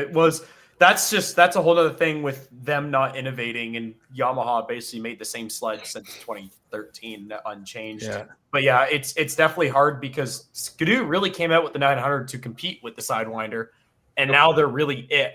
Does Polaris even still make a 4-stroke? They don't make a 4-stroke turbo though, do they? No, they don't make they make the utility, the Titan, right? The Titan's the Polaris utility. Sorry, what were you saying on the turbo on Wednesday? We'll see. Yeah, this Wednesday. Maybe they'll come out with a sport. Yeah. Sport 4-stroke, high horsepower. I mean, they dominate the side-by-side industry, so don't see they have the engineering to make a good 4-stroke. Yep. Yeah. You could get just like some giant, huge snowmobile with the Pro R engine in it, the 230 horsepower 4-cylinder. Let's just try to get one of those into a snowmobile and see what happens. Hey, Rob, I love your shirt there, buddy. Yes. Yeah, looks good. I'm wearing it from Corey, live sessions. Just do it. I was saying to Corey a couple weeks ago, you guys get too much free shit from me. I had to throw all my stuff away from when I got back up in Canada. Says you, Dad. Look at you didn't. Did you? Does everybody see what Hattie's got on there from Wisconsin? I know. Yeah, might be too yeah, far. I saw that. Oh yeah, that's nice. There you go. It's a good looking hat. Ooh, they wouldn't like That's my hat. awesome. When I went out there and saw it on my mirror that morning, I was so sad that I missed you guys in the morning because I was trying to listening when you leave. And then someone was leaving at 3 a.m. It was Bender and Doug. And I was like, oh, that's too early. I'm not getting up. And then I didn't even hear you guys sneak out. And then I was like, I wasn't even over Bender it and Doug yet. were And loud. I looked, and this was sitting on my truck mirror. Yeah.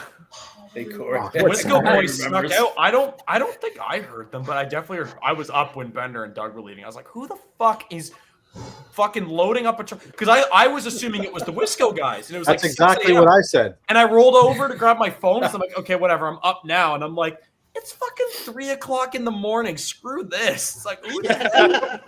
I was like, is there a medical emergency? I'm like, I can't be bothered. I'll deal with it. Right above our bedroom. It was brutal. Yeah. Because that's And That's you know what 'cause time we they were on got the home? opposite side. Yeah, didn't you say Or 11? did you hear what time they got home? How come They it took got so home long? about an hour before me. They were eight and a quarter hours or something on the road, or 8.5 hours. Probably because on the road. when they hit all that stuff, Corey, where all the cars were spinning out and were getting in the ditch and bury, they probably hit that before it was plowed or even cleared at all, right? Well, it took Jinx 7.5 hours too. Yeah. Holy shit. Yeah. He says it took us 8.5 hours to get home. Jesus. They didn't get home much before we And did. it's a 5.5 hour drive to See, if there, they didn't right? if they didn't wake us all up at 3 a.m., they could have got home the same time we did. And had breakfast. It takes an hour and a half to get out of Kukagami Lake Road, right? Right. Imagine that. Hey, Imagine Corey, driving. we got home in less time. We shoveled Imagine the driving that road Yeah. at 3 o'clock in the morning. We I was got just gonna home say at you could have 4:30 stopped in the and afternoon. shoveled off a roof on the way and still been home faster. Yeah. Still got there. Yeah, I got We left home at in 3 6, got home hours at and I stopped 4:30 for and we had gas to and run coffee. home. You're only 3 That hours long from day, Sudbury? 3 hours is Mike? nothing. It was under 3 hours by the time I got it. And I stopped for gas and a coffee. Oh my God, that's awesome. Yeah, that's That'd be good. so nice. Did the kitchen cook you any steaks, Mike, for the ride back? Well, no, they had my steak ready for the morning, but I said, you know what? I'm skipping breakfast. I just want a coffee. I was worried about you, buddy. I thought you had left the world there. It was like Well, breakfast, they had your steak all out, and I'm going like, Mike, there's been no sign of Mike this morning. Like, what's going on? And that's why I pounded on your door, going, "Are you okay, bud?" Like, Well, I was up pretty early, and then I went back to sleep. That's something I should never do, because when I go back to sleep, I go back to sleep. You know? So, yeah, you like hibernation. yeah. Yeah, my body's like, oh, shift 2. Okay, here we go. And that's it. I'm all cold. Yeah. So Good times. Yeah, really good times. So Mrs. Wisco, was Justin like bouncing off the walls that weekend, or what? Like, did he really not miss us? Or did he really not I miss have us? no idea. He says he put on a lot of miles in the UP, but all I got was pictures of him at the bar. Isn't that what that? But from what I gather from your crew, Master, Different that kind of is what miles. thousands of miles is for you guys. It's just bar hopping all weekend. That's what I Well, gather. I mean, it does help when basically every other stop sign around, well, at least around home here, every other stop sign's a bar. There's a bar. Yep. And What then did- UP What did is Jacobs similar. Justin say? Justin said unreal. He said too busy playing at hood deep as snow. I don't know. Was that? That might have been a lie. I don't know if I believe that. Well, that's pin chart. That's This is wide. well, that is pin chart. I can see that now. Yeah. We missed him this year too. Because I was like, who the heck is talking? He said Sidewinders on top of the 4-stroke DV. The Snowmobile line's dead. I'm like, who the heck? And it's like, oh, now I'm connecting the dots here. Okay. I thought, and Massard, I thought the other Jacob was going to come is it another Jacob or Justin?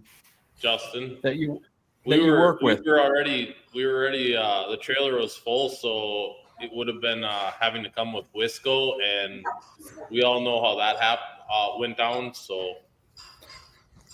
Oh, yeah, so you guys already planned on always taking 2. Yeah, we were planning on taking 2 trailers, 2 trucks, 2 trailers. Then Wisco decided to try to go 4-wheeling with his truck and trailer, and decided he didn't want to drive his trailer up to Canada anymore, and became a big chicken. And he's got that little baby truck. It's like half the problem, you know. Yeah. A little EcoBoost ain't gonna make it. Quiet, buddy. Oh, for sure. Hey, listen, let's get into fan photos. We're gonna have a look at some photos. Wisco's got some photos that he sent in, and away we go. So I'll just roll this here, and we'll keep the conversation going, as they say. I can't be bothered. I'm gonna go to bed. No, you don't. Yeah, right. That's tomorrow, Drew. Fan photos are brought to you by Fast Track Snowmobile Traction. This season, quit sliding sideways on the ice and losing races to your buddies. A Fast Track stud kit will help you with improved braking and give you the arm-ripping acceleration you crave. I put over 3,000 clicks last season on my Renegade 850, and I'll tell you, these studs exceeded my expectations. Not one broken stud, my Ida wheels still look like new, and they hooked up like I was on rails in the twisties, inspiring confidence every ride. Fast Track Top Gun kits are the highest rated stud kit at 4.9 stars with over 230 reviews. The studs are heat treated stainless, so they are strong and they don't rust. The kit is lighter, easier on the track, and has a lifetime warranty against breaking. Each kit comes with a track specific template for complete balance with over double the scratch lines from stock templates. All listeners when purchasing a stud kit can get a free install kit, a $30 value. Visit fasttrack.co, add both products to the cart, and use the coupon code SNOW at the checkout. That's fasttrac.co. Dad, you Tired forgot. of dealing with worn out carbides and scratchers that just won't scratch your itch? You deserve better. It's time to upgrade your ride with QUALIPIECES. QUALIPIECES is the leader in specialized snowmobile accessories, bringing you innovative products that solve the everyday problems we all face on the trails. From their durable, long-lasting carbides, Trailblazer ice scratchers, to their ingenious roller ski, QUALIPIECES has redefined quality and performance. Have a taste of their specialized carbides at QUALIPIECES.com and take your snowmobile to the next level. Sorry, I was gonna say you forgot one, but you got it. I'm like an elephant. I never forget. Or do elephants forget? What is it? I don't know. No, I think elephants remember, yeah. Yeah, there you go. I never forget. There we go. Oh, we didn't do this part. What part? Boom. There. Here we go. Look how small we all are now. Oh, God, our photos.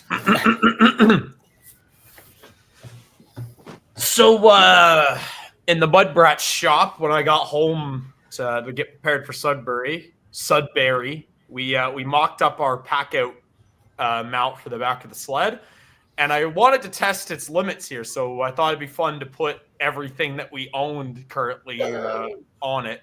And some people actually asked, it was Jinxie last week, asked if this was actually, we had it like supported by something or anything. No, it's all locked in. I mean, I didn't drive with this, but I wouldn't drive with it, no. Theoretically, you could have drove with it. Yeah. The mounts are pretty strong, but yeah, so I just wanted to show off a little bit here. The coloring is great with this sled, eh? Yeah. And you can see the DT. Every time I go home, the DT is a little more uncovered in the garage. It's like it's ready for the summer. It's like like usually by this time you're riding me. What's going on? Anyways, so yeah, obviously a couple weeks ago we had our amazing Lodge Sessions 2025 third annual. This time again, Sportsman Lodge. When we pulled in on Friday afternoon, everybody was sitting in the lodge and having some drinks. Bam and Doug took off and went for a ride. And after I unloaded my sled, I'm like, there's only going to be a few times when it's going to be this nice and I'm going to be solo. Like, this will be the only time I'm going to be solo riding this weekend. So let's get some cool solo pics of the sleds. That's right down at the lake there, where usually everybody lines their sleds across. So I just got the old G4 there. But yeah, great spot. I absolutely love that place. It's a great spot. Obviously, right on the trail there. Fuel, food. I don't know what else we can really say about it that we haven't already said. Good food, great food, which we're going to see pictures from Lepoinski on the food. That's a great shot. Yeah, that's right. Yeah, this is so. This is the first day. This was the second time we stopped for Shannon, I think. So that's why Corey and Shannon were in front of me. So they're the only people excluded from this shot. But yeah, while everyone else was getting ready to go, I quickly popped out and snapped a quick photo. And I changed. I was selecting a music playlist. So I'm like, oh, what am I doing? I quickly grabbed a photo and we got back going. Yes, that's our group. I think that's everybody. I think even that's when Pat and Carrie were even with us too, which is good. So, yeah, that's cool. And then that was when I took off ahead of the group on the first day because I wanted to test the dual rate spring setup on a nice setup trail because it was basically a fresh groom ahead of us. So, at one point I just went to the left and just took off past everybody. And then this was me waiting. I got pretty far ahead of the group. So I just took some photos while I was waiting at the Shining Tree, Sudbury intersection there at the top there. So those are amazing. Those are such good trails, man. So actually, I want to make a comment about this. So I talked to my buddy Jack. So he, a guy I go to university with here in Windsor, actually his family owns a lodge just to the east of Shining Tree called Gawagonda Lake Wilderness Lodge. We'll go there next year. We could. So he knows these areas. He's a backcountry rider. He has a 146 freeride turbo is his main sled, and his brother's got a backcountry 154, and his dad's got I don't know if it's an Expedition or a Scandic, but it's a wide track, and he's up not wide track 900 turbo. So they do a lot of off trail stuff. And he told me that the day after we were at Hiawatha's, right? He said he went to Hiawatha's as well, and apparently, if you're a backcountry rider, there's actually a trail that takes you straight from Hiawatha's to this same basically area that we are, but it's 50 kilometers less. It uses the old portage route from like the Inuit days and the First Nations. Cool. And he said the problem is you need a backcountry sled to break the trail, though. It's not traversable by main sled. But he's like, when you actually get the trail broken in, it's pretty much a straight shot from Hiawatha's to Shining Tree. So I thought that was kind of cool that you mentioned about that. He showed me some pictures. I should have told him to send them into the thing because he had some great photos of, the power lines that we played in Shining Tree. Yeah, I showed him pictures of when I got it stuck on its side. I'm like, oh, look at this, dude. I was at the power lines going. He's like, oh yeah, we usually just take the power lines as a straight shot up there. We don't even take the trail. Like we just ride the power lines the whole way. He's like, there's nothing. He's like, none of us have ever hit anything in there. There's not many rocks. I was going to say, is there anything to worry about in there? I wonder what that looks like. They've done that whole route, and they've done backcountry when it's been, 2 feet of snow all the way up until when the years when they have 6 to 8 feet of snow in there. He's like, none of his buddies, because all of his buddies ride summits and free rides as well. He's like, no one's ever hit anything in there. So I was like, that's comforting to know, because I was like, we were kind of worried a little bit when we first hopped in. But he's like, he told me there is a few spots, but he said just as long as you basically avoid the power line towers themselves, you'll never hit any of the caissons, the pilings for those, and be good. But yeah, here's just another shot of the sled showing off the pack out on the back there, and it's an awesome setup. I absolutely love that setup. I think this is going to be the storage setup for me moving forward. It's so cool to have that. Makes me feel like Port Cindy. Makes me feel like Muskoka Freerider a little bit more as well. This is a great shot of all the snow caked in. Yeah, this is those power lines. This is just after the power line play. I decided to get off. The drone footage didn't do it justice. You guys have destroyed that area, and it was insane. I said it to you so many times. I'm like, man, why did I not put a camera on my helmet this weekend? We didn't even think about bringing the Sony. We should have thrown a camera on my helmet or gave one to Massard or something for those kind of moments where we're in situations like this. Because having that ground footage with the sled audio would have just been amazing to have overlaid with it. But honestly, if you guys have not watched the video yet, part 1 of that, it's trail riding. Part 2, between the drone footage in that section, seeing the moose and everybody's reactions. I love the Wisconsin boys' reactions to seeing the awesome. Moose. Shannon's reactions are pretty funny too. Sorry, Shannon, but it's the way it goes. She was just trying to keep us from getting trampled. Yeah. But yeah, so it's a great that so far is the best video. Poker Run is still to be determined, but I think part 2 of day 1 is going to be the best video. But yeah, this is going to be the. Guys, I would have zoomed in more to the moose, but it would have looked like Devil's Mountain footage from last year. I have a camera issue on my current phone that the max zoom lens doesn't focus anymore from vibrations on dirt bikes mounting it to the bars. So I can't zoom any more than that. So my photo looked terrible, but Massart got some good photos. Riley had some good photos. Big moose. That was a big moose. That was a big moose. The moose is on the loose. And that's a female moose, right? Like I love Dad's comment where it's like, imagine the buck comes up behind us now, and I'm like, oh geez, don't even. Yeah, it clears us all off the trail like bowling pins. We had ghoulies to protect us in the back. This photo is day 2. This is our Poker Run day, where we added 2 additional riders because Dan and Corey Jink showed up the night before. No zippers to be left open on the pack out. No, but there is the latches to be left open on the pack out when you go to grab a water out of it and you wonder where your Red Bull went. But so whoever said that you can't leave them, you can't leave them unlatched is wrong. So, and you know how earlier I said I wouldn't have any other solo rides on the weekend. I had a little bit of an unintentional solo ride. Yeah, so you make an itinerary for people to follow, and you don't follow the itinerary, so they're separated, and no one's together anymore. But it's okay. I was had a fun little ride across Lake Quanapate. As you can see, there's no visibility. The next trail stake was about all you had or less. Nice and windy out there, and took some photos. That was probably my worst experience on a snowmobile in a long time. Wasn't that bad.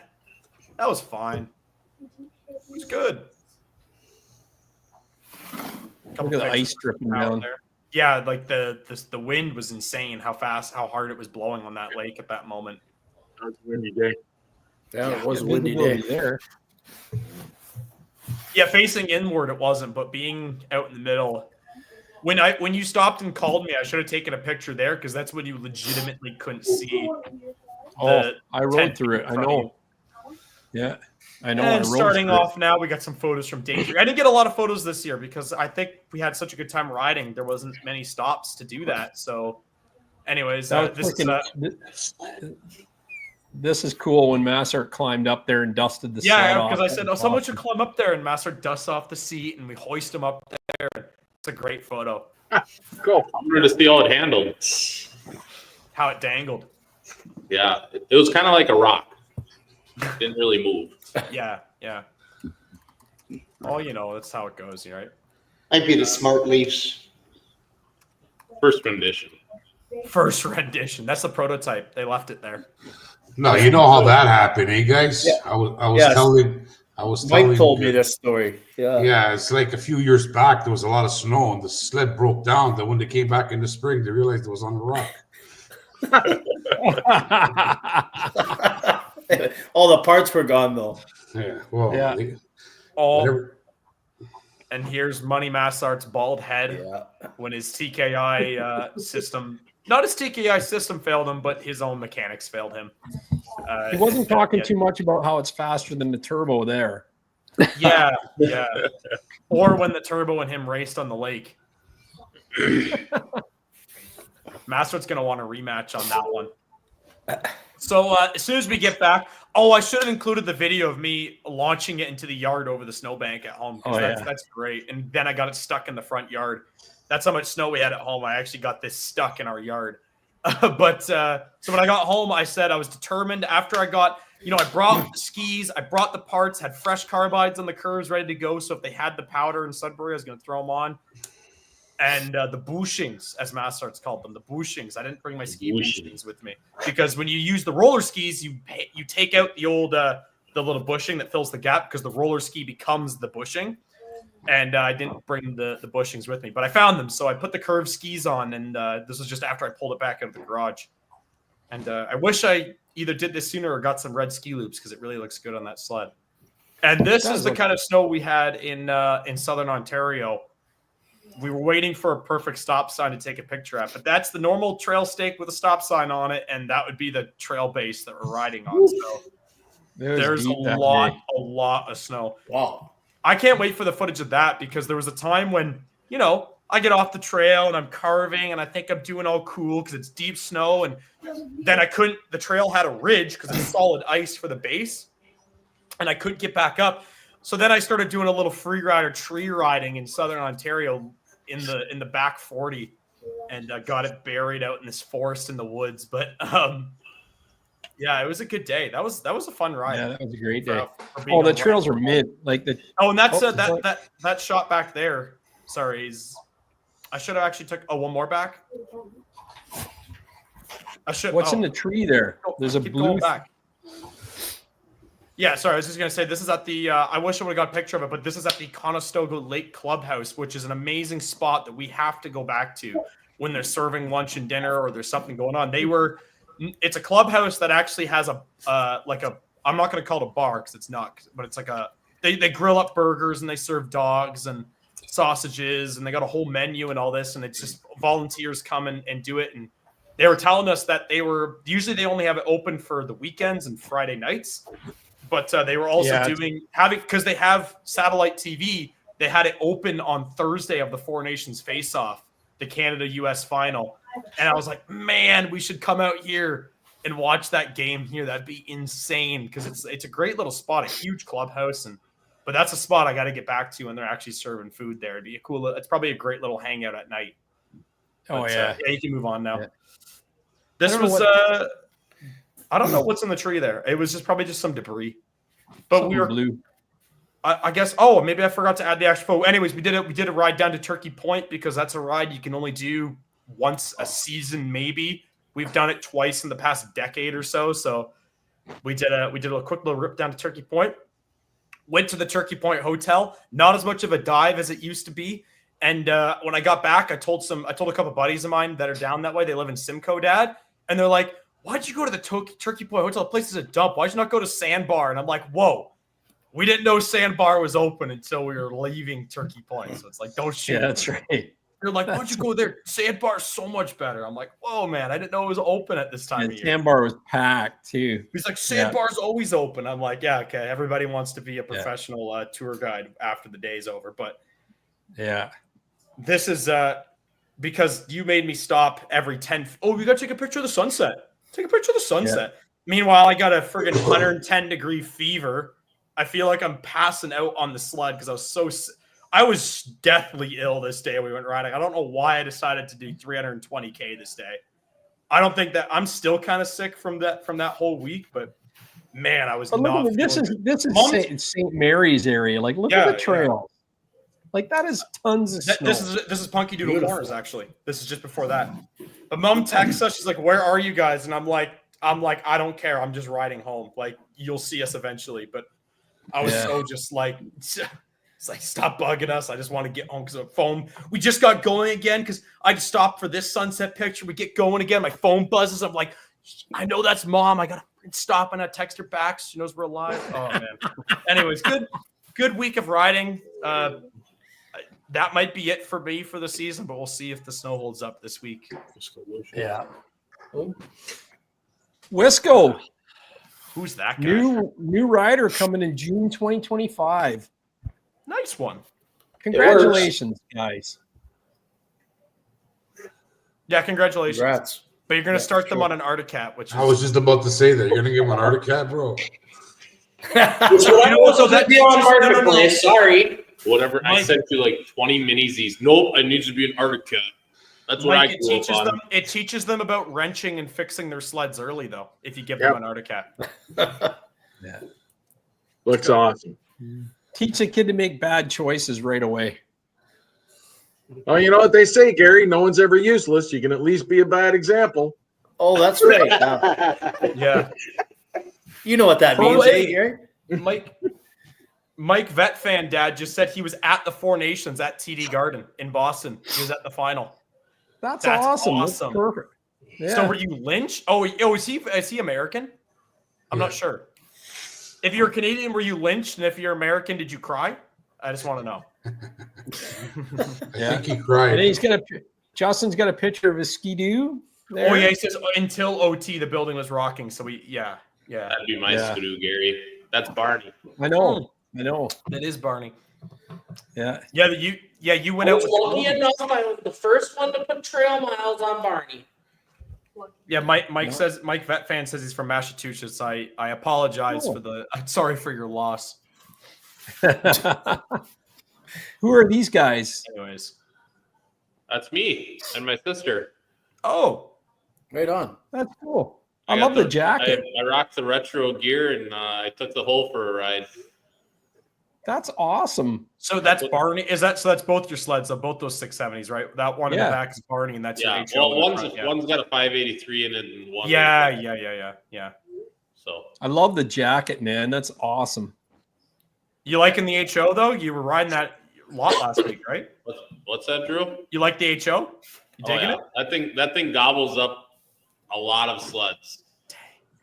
I don't know what it is. They're all of a sudden on Marketplace in Ontario just popping up left and right now. And it's like, dang, man. They're just a little too expensive here. They're like 2,500 Canadian. So, 1,900, 1,700 US. That's right on the higher side of things. Yeah, they're just a little too steep in Canada. If they drop, I'd love to get one, though. That's like something where I'm going to have the same problem I might have the same problem you have, where things pop up for too good of deals and you have to buy them. But I put about 300 miles on it, so. Oh man, that's good. You back okay? It's there.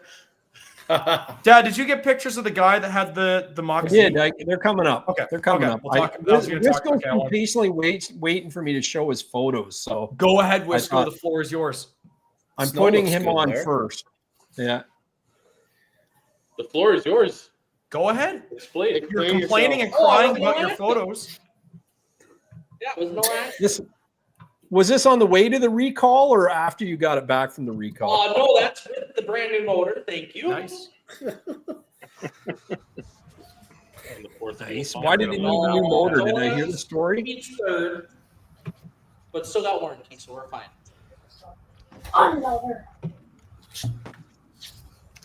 Robert sent me some pictures of local riding. Relationship with the snowmobile. And he was out locally. This is in Muskoka. Yeah, that we know those areas, right? Yeah. That's all familiar. That's a nice sled he's got. Nice one. That's smart. It is beautiful. Yeah, smart shocks on that too. I got a picture of Elites. Worry about it. We got them coming up. Yeah, that's a great shot too. Sonia Kohler sent me in some pictures of her ride.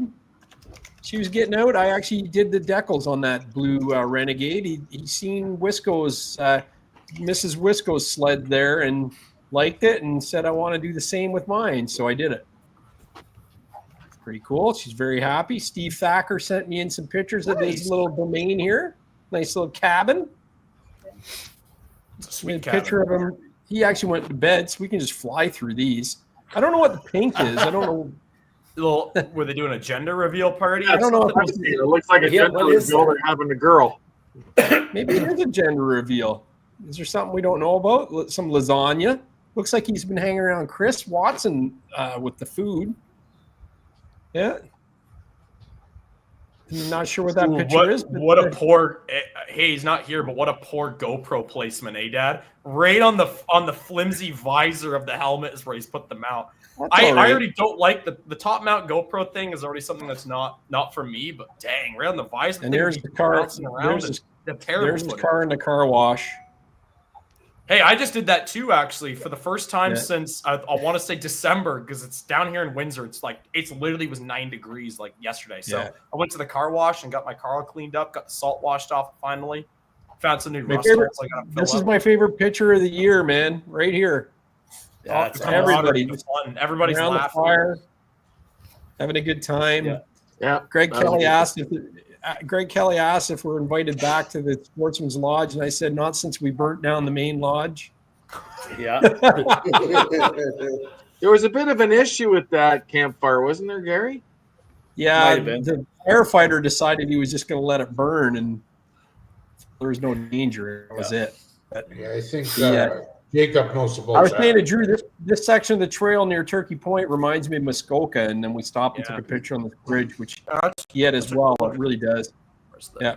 Look at this that. is this is the guy we met with the Mach Z800. Massar, you're gonna love this. The guy put an R motion in the back of it. It's got a 137 R motion from a Renegade XRS in it. We can't see it. And what he did, but the best part about it is it's not just that. What he did is, so you can see how long the tunnel is. He bought a Grand Touring from that era and had his Mach Z. He cut the Grand Touring and the Mach Z in half and put the tunnel of the Grand Touring on the Mach Z, so it'd be long enough to accommodate the 137 skid. It's absolutely crazy. That's crazy. Yeah. And you know what? I would be looking for an LT, but that's just me. It actually is a pretty good build. Now, he actually had that motor sent to Skidoo for the tuning of it, and it engine dynoed at 210 horsepower. I believe it. They can make some steam out of those engines. And and he even said that's nothing, like, because it's got the stock, it just got stock Stinger pipes on it right now. Like, it's not, it can be a lot more potent, and they're gonna push it further. But it's like just the V-Force reed setup and some planing of the heads, and it's made 210 horsepower with a tune. So, like tuning. They soda blasted the Skidoo. I guess they took it to the dealer. I think it was Delta Marine and Seaforth, and they sent it to Skidoo to get rebuilt. And they soda blasted the whole thing, and like it looks amazing. I don't know whether I've got any under hood shot. I don't. No. But the thing looks brand new. But and then also, sorry, I said 137. It's a 137 skid, but it's actually a 136. They shortened the skid a little bit, like they moved the wheels in because they wanted to run a smaller track on it. I'm not really sure why. Maybe the 136 didn't work with the drivers. It's the pitch. It's probably off the pitch of the drivers and stuff like that. So it's running a 136 track, but it is actually a 137 R motion off an XRS. Same. I think it's actually the same skid that's in my sled. It's pretty awesome. cool. Oh, it's in. Then he fired it up for us, and it sounded absolutely insane. Like it's such a good sounding sled.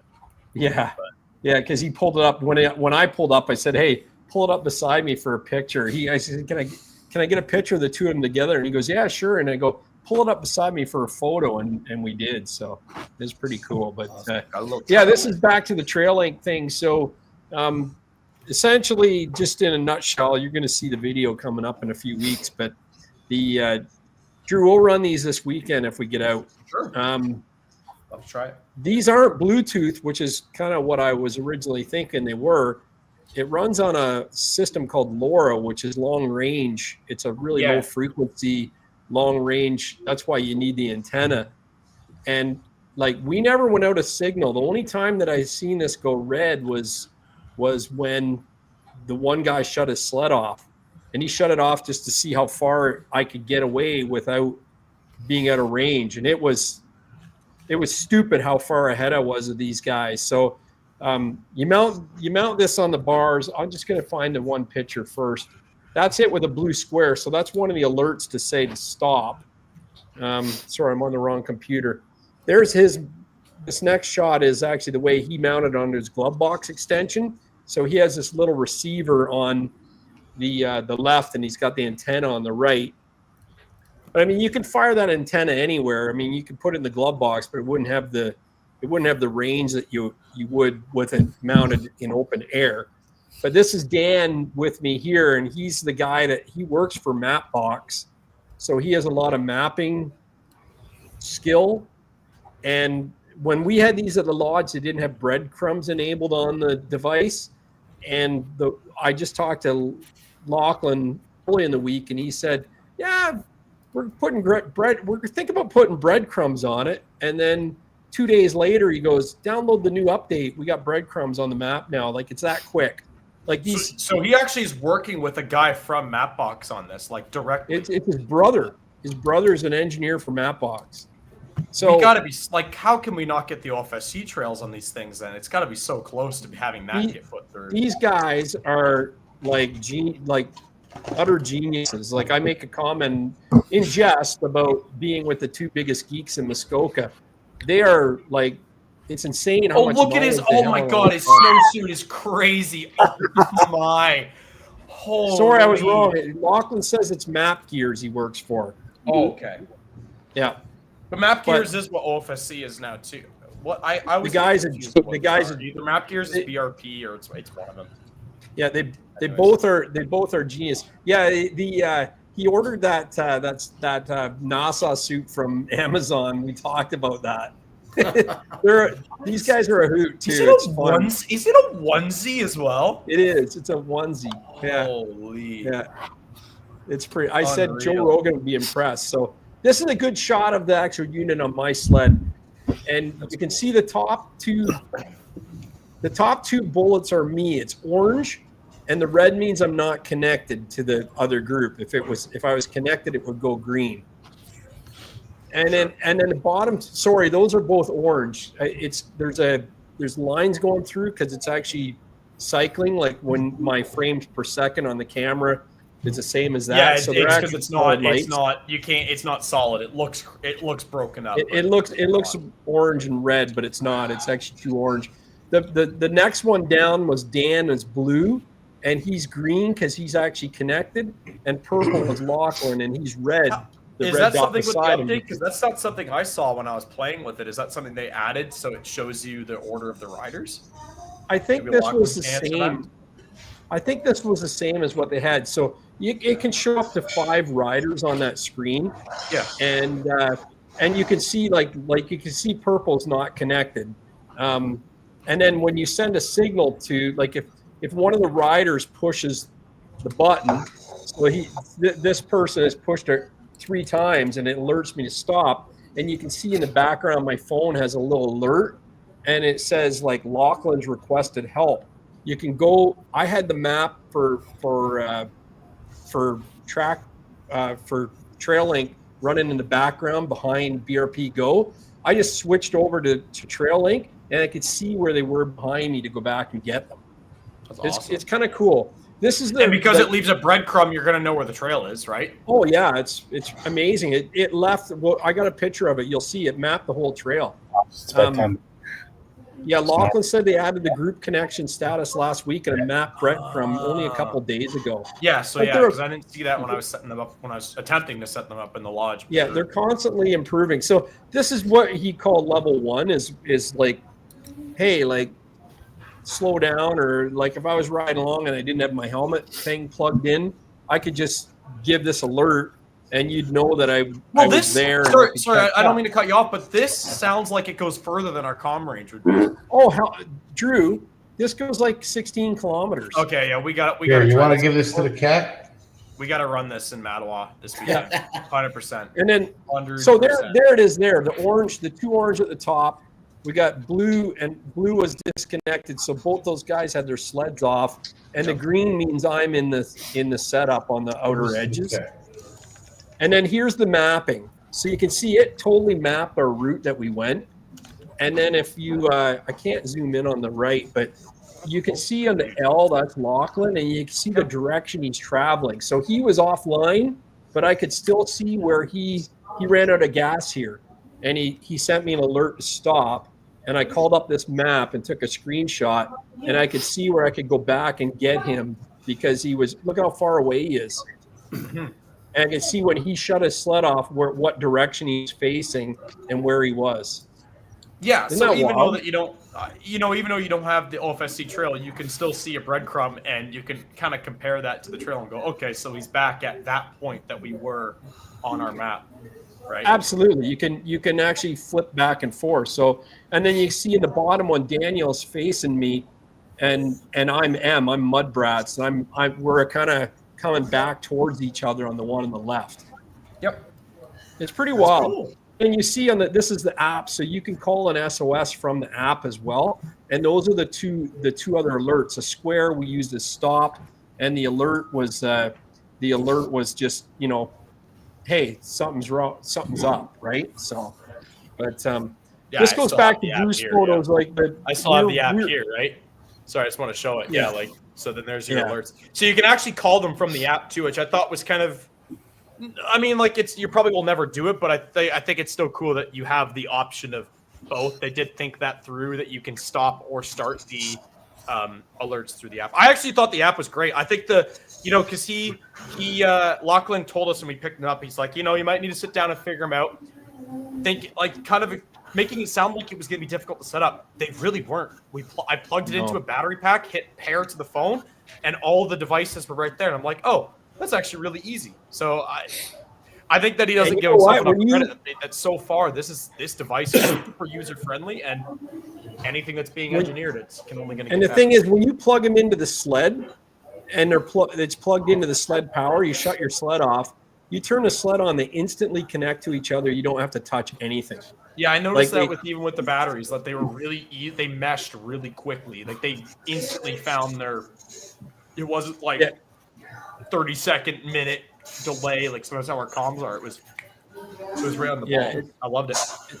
Yeah, it's wild. It was really wild. And Rob Hilda, she says, what's the cost? So let me just explain to you what they told me yesterday is basically this is like buddy tracking on, Polaris Ride Command or BRP Go, where you have to buy the module to run the buddy tracking, right? But what's the big downfall in the buddy tracking is you can only get Polaris on the Polaris sleds, and Skidoo, you can only see other Skidoo riders, right? Yeah. Well, you see all the riders. And the Skidoo module is what, $279? Yeah. Well, this is $179, and you can have Polaris Skidoo. You can have an old. And what is that thing that the mountain guys use? What's that thing that the mountain guys use to connect to each other? Freerider uses it. I can't remember the name of it, but it's to connect the Ride Command, the 7S to, so the Skidoo riders to 7S. But it's also stupid expensive. It's not that cheap. I can't remember the name of it off the top of my head, but yeah, that's so that's the thing. It's a. Thank you. It's Trail Tech. That I think thank you, Lachlan. It's Trail Tech is what I was thinking of. That's what the mountain guys use to connect to 7S. But anyways, this is independent of your gauge. But this is something that you can have any sled on it in any year if you've got power. You can even charge that off of a USB battery pack. I think it has merit. I think they're going to do really well. I think that Rob says it's a great price. I think they're going to do really well with this product, and the fact that they're so in tune with, making the changes and adding different features and things like that.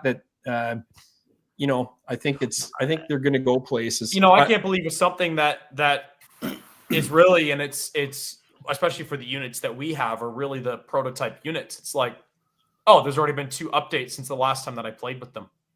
Yeah. No, they're great. The thing is like we don't what's the MUDBRATS discount code? Hey, this fall we'll get one. Yeah. Well, we should can you make a note, Dad, for next season? We need to have Lachlan come on the show. We will. Yeah, we will have him and his brother on for sure. So, and that's the thing, it became by the end of the day, like when you first ride, you're not looking at that little screen, but I found it was like almost like checking your rear view mirror. I was glancing down and seeing, and we did some alert tests. Like they would send me alert to see how fast I'd respond to it, kind of thing. But there's other times like when he ran out of gas, it was like that was a real alert, and it popped up. It not only I had BRP Go running, and it came down as an alert, like a notification of Lachlan needs your help or something like that. It said on the screen. And can you actually go back to your photos? I swiped up, I switched the map to him, and I could see where he was. I turned around and went and got him, and we were way out of comm range. Like, you seen the map? We were way out of comm range. Go back to your photos. You had a great photo of how one of the guys had it mounted, where he had it mounted next to his GPS. I thought that was really cool. It was a picture of a red Skidoo. Yeah, that's Dan fled. Like, right there. Hopefully, you can see that. No, you changed your No, I got it right there. Yeah, you can see where he has it mounted. He has it mounted right next to his screen, so it's right where his eyes would typically be looking anyways to look at his GPS. And it's got a screw in the back for a GoPro mount, and so you could actually attach a GoPro mount to the side panel of your sled and run the antenna there if you wanted to, right? Ideally, the higher up you have it, the more range you're going to get out of it. And it's like a mesh. it'll be good for ATV. And exactly ATV Yeah, and ATV Duro. and dirt bike. Oh, that'd be Mike, great. when we ride in the summer, we're going to put these on the bikes. But you'd have to have a power port on the bike already installed, though. Yeah, well, the 450's got a battery. We got a battery, right?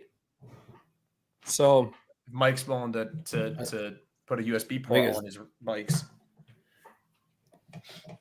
But it'll be. We already have one from a screen that got stolen.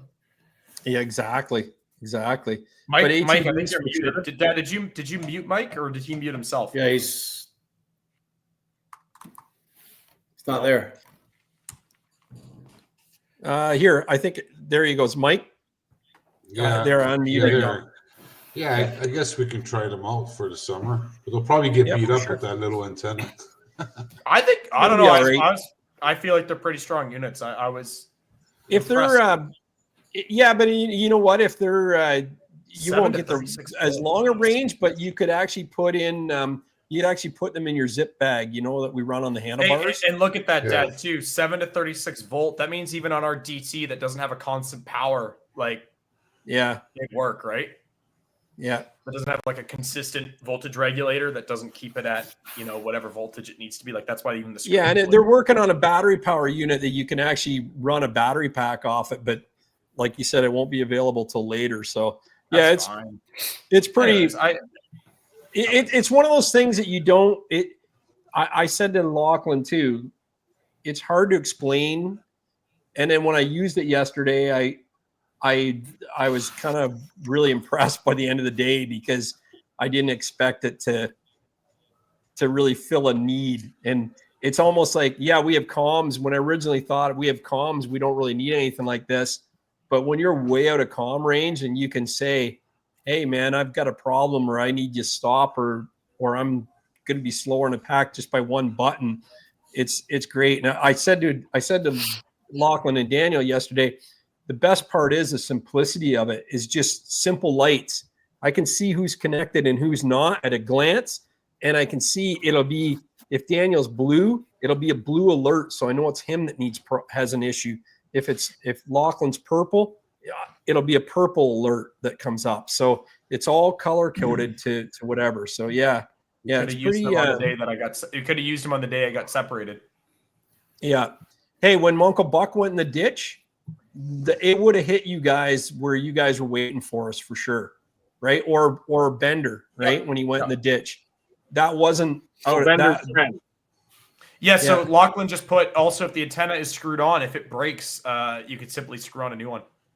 Yeah, it's neat. I think you're going to see more about this product as it goes on. But that's the they had a booth at the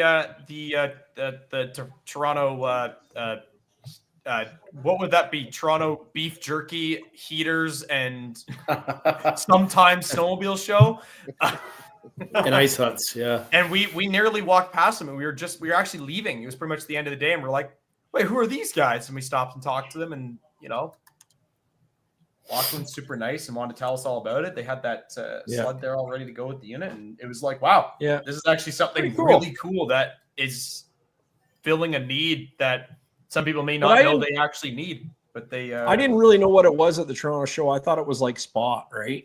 And it's not. This is way beyond Spot. But like Spot. What is Spot? Yeah. What are you talking about? Spot's like a GPS unit that people use like in the mountains and when they're doing big, like Dakar, people use Spot, like that kind of thing. But this is pretty cool. Oh, and the neat thing is you see in the bottom of the where it says Skidoo Dudes in the left, it shows 3 triangles. That's your group, right? Well, that's a view. So in the map view, there's so you look at the top right on that screen, there's the arrow. So you can have the map show just you. So zoomed right in. You click it again, and it shows like the direction you're going. So it spins the map like normal. And then the third one is that mesh view. And the mesh view will actually keep all your pack together on the map. So it'll zoom in and out as it needs to. So if we're all together, it'll be zoomed right in. All 6 riders will be on the screen view. And if you spread apart, it zooms out so that it'll be a bigger map like this. So this is spread out to show all 3 of us. on the screen at one time, which is really cool, right? So you don't have to go scrolling through to find each other on the map if you have it in that mesh. And also, one more feature you didn't talk about on the actual app itself. When you're in your respective group, you can click a button and message within your group. There's actually a through your phone message. Yeah, anyways, it's pretty cool. That's the thing. It's not depending on cell phones. You don't need a phone to use the app or to use the actual unit. It'll still communicate the single, the 2 or 3 alerts. But if you have the app and the phone, it really helps out for sure. Yeah. So anyway, you skipped a few photos. Go back. Iron Moose. No, I didn't really. Yeah, you did. Yeah, we've seen those. No, you didn't skip. Go back to the photo of the showing Southern Ontario trails. I just want to make a comment. Everybody says stay on the trail. Don't go off trail. You know, if you're going to go in the powder, don't do it. Stay on trail. This is between the orange stakes. I just want to let the record show that this was between the orange stakes. This club clearly had not groomed in about probably the entire season and had their trails labeled as green on the map. So got her a little stuck there. I don't think they were like, this is just outside of Wellesley. I think that's when everybody was getting stuck and like the groomers are getting stuck. We had issues as well, but yeah. Anyway, we've seen that Iron Moose sent me in taking his son out for his first ride on his EFI Sport. And there he is visiting a local clubhouse. That's the Rexton Snowmobile Club. Where's Iron Moose from again? I can't remember. Do you remember? Did you put it? It's somewhere around here. This looks like it's got French and English, so it might be Ottawa. Nice 35. Yeah. So there's his son's little Neo, which is pretty cool. And he's got a Lynx there. Very cool. Yeah, Lachlan says, thanks for mentioning Trail Link. I think it's going to make a lot more sense when my video finally comes out, but that'll be a little bit coming up. Lapoinski, you sent us in some shots. Oh, yeah. Is that at the lodge? That's the lodge. It's outstanding food. The portions are incredible. They were great. The only thing we didn't have was the tiramisu. Yeah, that's right. Iron Moose said New Brunswick, Dad. Right on. Yeah, throwing sparks says, Lachlan, you're on to something. I think it's cool. I think it's a niche product, but I think it's I think you'll sell them. That's for sure. It's definitely is all connected to this whole signal light, digital, keep your hand on the bars, keep safety sort of thing. I love that. The safety initiative with snowmobiling in the past few years from third party and first party companies has been amazing. Anything to make the sport that we all love to, enjoy and do 1,000-mile-an-hour on our snowmobiles. Anything to make it safer is nothing to scoff at. No, that's right. That's right. Corey said his mic is muted and he left. He just left our thing. He's what gone. happened to a bunch of people's mics? Did some of them maybe not unmute after the ad roll? Oh, some of them choose to might mute themselves. So what are we looking at here, Lapoinski? I keep muting myself because just when we were out on the trail on the weekend, and that's at the lookout photo. That's Wolf Mountain. Yeah, it was beautiful looking, isn't it? It is. Yeah. And that's Jinxie and Jinxie Jr. and Money Massar. Yeah, look at this. Look at this lineup. Look at this shot, eh?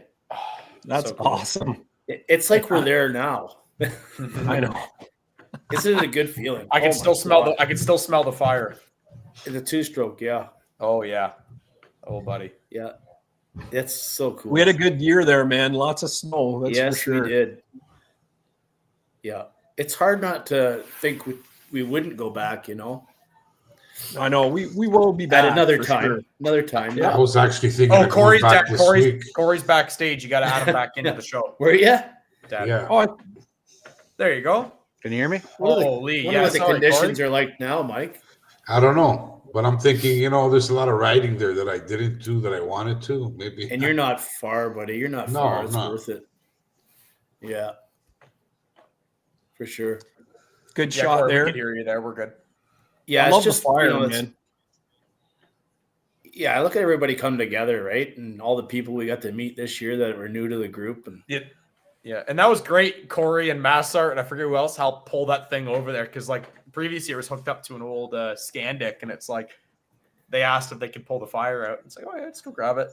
It's awesome. Well, they got her going quick. That's for sure. Yep. Yeah. Doesn't take long if you have the right high test fuel. Yeah. Look at this beauty. Oh man. Oh Yeah, man. nice code, eh? Oh, Love it. Love Yeah, that code. You got the old Bush Light in his hand. Yeah, Bush Yeah. Light. Their riding gear is awesome. Who's that? Oh, yeah, Hot and all Tim's t-shirts too. Yeah, they're pretty cool. Yeah, he had the best clothing. Dan's in the back getting tuned up, ready to go cut a tree down. Yeah. Dan the arborist. Yeah. What was this? Our third night? Chicken? I forgot about that. Was this. poker night. This is Tim's famous chicken. Oh, Yeah. and Uncle Buck got an extra one because Yeah. Mike was having steak. Yeah. you got Mike's portions for that night? He got an extra one. Holy. Nice. He got the last one, they said. Yeah. That's cool. She makes good chicken, man. The food there is amazing, man. Yeah, it was really good Oh, food. man. Yeah, like just dynamite. But yeah, just more photos. A great weekend. You That's Austin. Lapoinski, think you're gonna upgrade next season? Yeah. I need to. Yeah, I really need to. Yeah, like they're both running right now, so now's the time, right? Sell them. Get out while you're ahead. Awesome. Yeah, that's it. Not putting any more money into those. So Yeah. Cool. but yeah. What was it? Lasagna was like a 6x6 or 8x8 slice. Yeah, it's 3 wild. inches deep. Shepherd's pie, wasn't that? Was one? that That was Shepherd's pie? Shepherd's pie. Yeah, That's not lasagna. That's shepherd's pie. yeah. It's awesome. I was thinking about Steve's picture there. Sorry. Yeah, I that love was that. great. Yeah, I forgot Great about food. shepherd's pie. look at this shot. There's Mike. That's a great shot.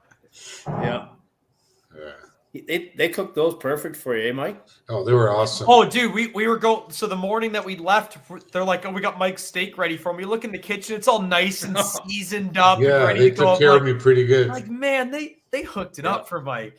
They loved me over there. When I was eating, everybody came around to give me a hug and everything. Oh yeah, that's awesome. Hey, look Awesome. Look at That's where dessert you got in a sick from lodge, then. right? That's where you Out in got the sick wilderness, from you- then, Mike. No. You're out No, in I the got- wilderness and I you got get a sick piece of cake like this. from what I ate this weekend. And the desserts were amazing too. It's crazy. Yeah, and I was waiting for tiramisu. Yeah. Just a shot of the room, where very rustic and cool. It's a good vibe. The vibe at the sports. Oh, Lodge. you can't Oh beat, man, we didn't take a That's picture it, of it right? to show. So guys, everybody that came to the lodge, we were riding in Burford, Ontario, and we go into a clubhouse, and in the clubhouse they got like a couple poster boards of old group rides the club did back, like we're talking in the 90s. One of them, 1998, Burford Snowmobile Club, Sportsman's Lodge, Kukagami Lake, and everything is the exact same bar the TV. It's crazy because they have photos of inside the lodge and in places around Kukagami Lake when they were riding. Wow. And obviously it was the 90s, like they all had like the sleds at the time. It was awesome photos, but I was laughing because seeing the photos, everything was the same as what we are living Just in. more Like, shellac Yeah, every year. that's right. No, Yeah. and the refrigerator actually used to, for some reason, be under the stairs where the stairs met. Oh, yeah. The refrigerator was for some, maybe they had an extra beer fridge or something. But yeah, it was like, You know, yeah, extra shellac is right. That's all they did. Yeah, we were waiting for Massart to fix his sled, so Chuck took a picture and sent it to me. That's One of our new awesome. buddy Chuck. Yeah, our new buddy Chuck. Father, like son. Monkey see. Chuck was the oldest rider of the group at 65. Chuck was He great. He rocked kept Exactly. he rocked it on that last day with us when there's only 8 guys with us. I was surprised that he stuck around. Yeah, he did well. Yeah, for sure. Is that just, it proves that it doesn't matter how old you are when you get out there and ride with a group, and it's pretty cool. No, that's Look true. at this. And speaking of the group, look at this group. I We're love all that a he good- had to put his foot We're up all there. good. We're all Yep. good in the sense that we wait for each other too. Like we never leave Yeah, anybody's yeah, for stand. sure. We're not leaving No. anybody. Yeah.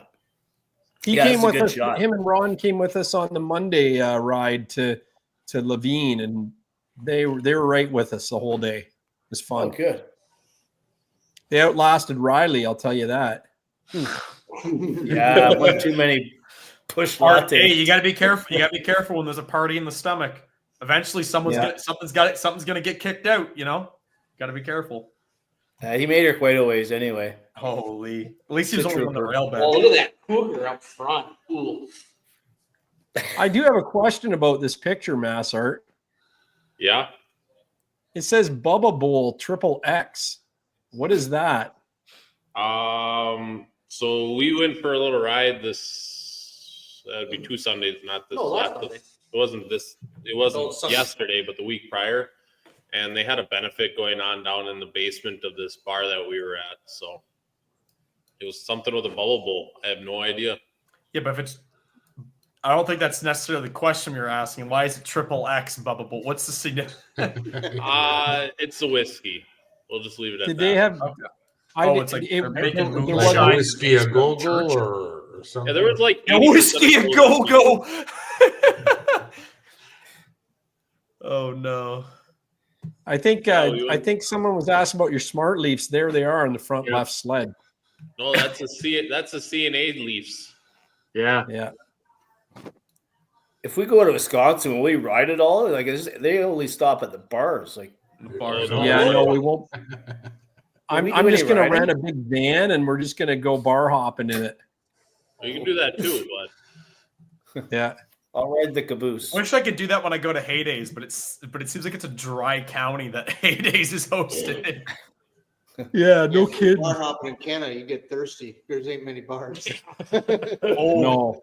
That's just because where we us were. Wisconsin You gotta guys, come down. You gotta come down to the actual cities. The problem is because Canada, 90% of our population lives basically in Windsor, Kitchener, and Toronto, and Ottawa. In Ontario, that's the only place that there's actually bars. Yeah. The ladies from the 80s saw the sleds parked out front. This hashtag you got here, is that because the seats were wet, or is there gas spewing out the carburetors, or what? Kids that watch this show. It is 80s sled, so it's definitely just gas. I mean, it's logical. And why did Riley said the night the Mach 2 deleted its track? That was the night. Yeah, that was. I actually have a chunk of the track right now. Found it the next day. Alright. Yeah. There you go. That's a great shot. I had to do it before it got too bad. I went and talked to them, and I said, "Well, you're an old dealership. I need to get a picture." So yeah, they loved it. I sent it to them. So very cool. Yeah, looks good. Yeah, looks real There's good. there's Mike Gleet sent this in. He's got some drone shots for us tonight. Yeah, maybe tomorrow that video will be up tomorrow. Nice. Right on. Yeah, I got Jinxie in the snow there doing his snow angel. Yeah. I was having a hard time with my drone here. I don't know if I caught him or not, but I actually did. Came out good. It's cool. This is wicked, man. Yeah. We all missed this. I didn't know anybody got a picture. That's good. I got it on. I got everything on camera. I was the camera crew, bro. I'm right there. See that? Yeah, that was awesome. See that? Yeah. So, yeah, that's the Polaris. Some old guy went into the. Yeah. Pretty bad. He went in there in the creek. So. Yeah, it was sunk, man. But thank God to the Brat Pak that came in to help him out. Look at everybody on that thing. Yeah, everybody just pulled it out for him, and he was okay. That's good. That was Monday, was it? No, this was Tuesday. Oh no, sorry, Sunday. Yeah. Yeah. We were heading to the Sexy Eye Bridge over here. Yeah, the rail bridge. Oh, okay. Yeah. And it was a lot of bad sections. So Dad, I saved, as much as you got mad at me for taking an excursion and you coming back to, for some reason, find me, even though I was fine. Hey, you didn't have to break your back hauling a Polaris out of the creek. So I saved camera crew doesn't really break their back, bro. They got to just. No, that's there. right. Yeah. Yeah, that's awesome. Good shot, man. I was done pulling people out that day. I didn't even get off my sled. Yeah. That's great. Yeah. Yeah, this as was I knew on, it wasn't one this of was us. on Monday, I think. I went off on my own, did some droning, and nice. a little ride. You got Yeah, nice mountain footage, man. Yeah. You showed me that in the lodge. Sweet. Yeah. Yeah, this just outside First the thing in the lodge. morning. Yeah, I can't remember. I think this was like the very first morning. Yeah.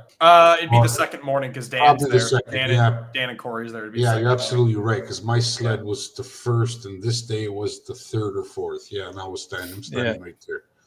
Yeah, so this is like second morning, Sunday morning.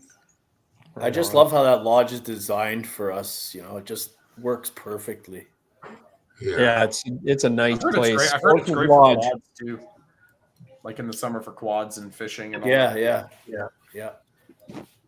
Yeah, this is when we're all on that lake taking a picture. And this is a poker run. This is a poker card stop. Actually, we're doing the cards there. Yeah, right on. And we're still waiting for a lot of people.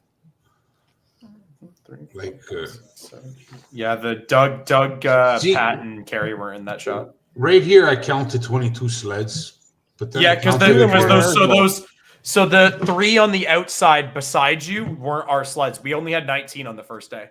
Are you sure? They were. Yep. Okay. We only had 19 on the first day. Yeah. Yeah. There was 3 expeditions there.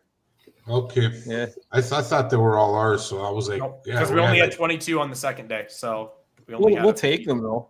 We'll actually take them. We added Dan and Corey on the second day. So Pat says, "How was the food at the lodge?" And Robert Reiner said it was great. Oh yeah, their food's amazing. Yeah, they're very good cooks. They can cook a steak. Let me tell you. Spend a lot of time in the kitchen. Yeah, that was the fan photos. It was awesome. Thanks everybody for sending those in. Thanks for being with us all season long. That was a great season again. Lots of memorable shows. What was your favorites? Shows? If you can the one I wasn't in was my favorite. What's that one? The first one. It's the only one. I only missed one this whole season. Is that right? Yeah, I missed the first one. I had to work. I fucking had to close that night. Oh yeah, right. Yep. Yeah. I still didn't. Drew and I had to work last week. You had so many good guests on there this year. Yep. My God. Name them all. Go. Yeah. Name them all. Yeah. Can't. That's the prize. You win something if you can name them all without looking. I like a good one. Yeah. I really enjoyed the dog sledding one. Yeah, that one was a good one.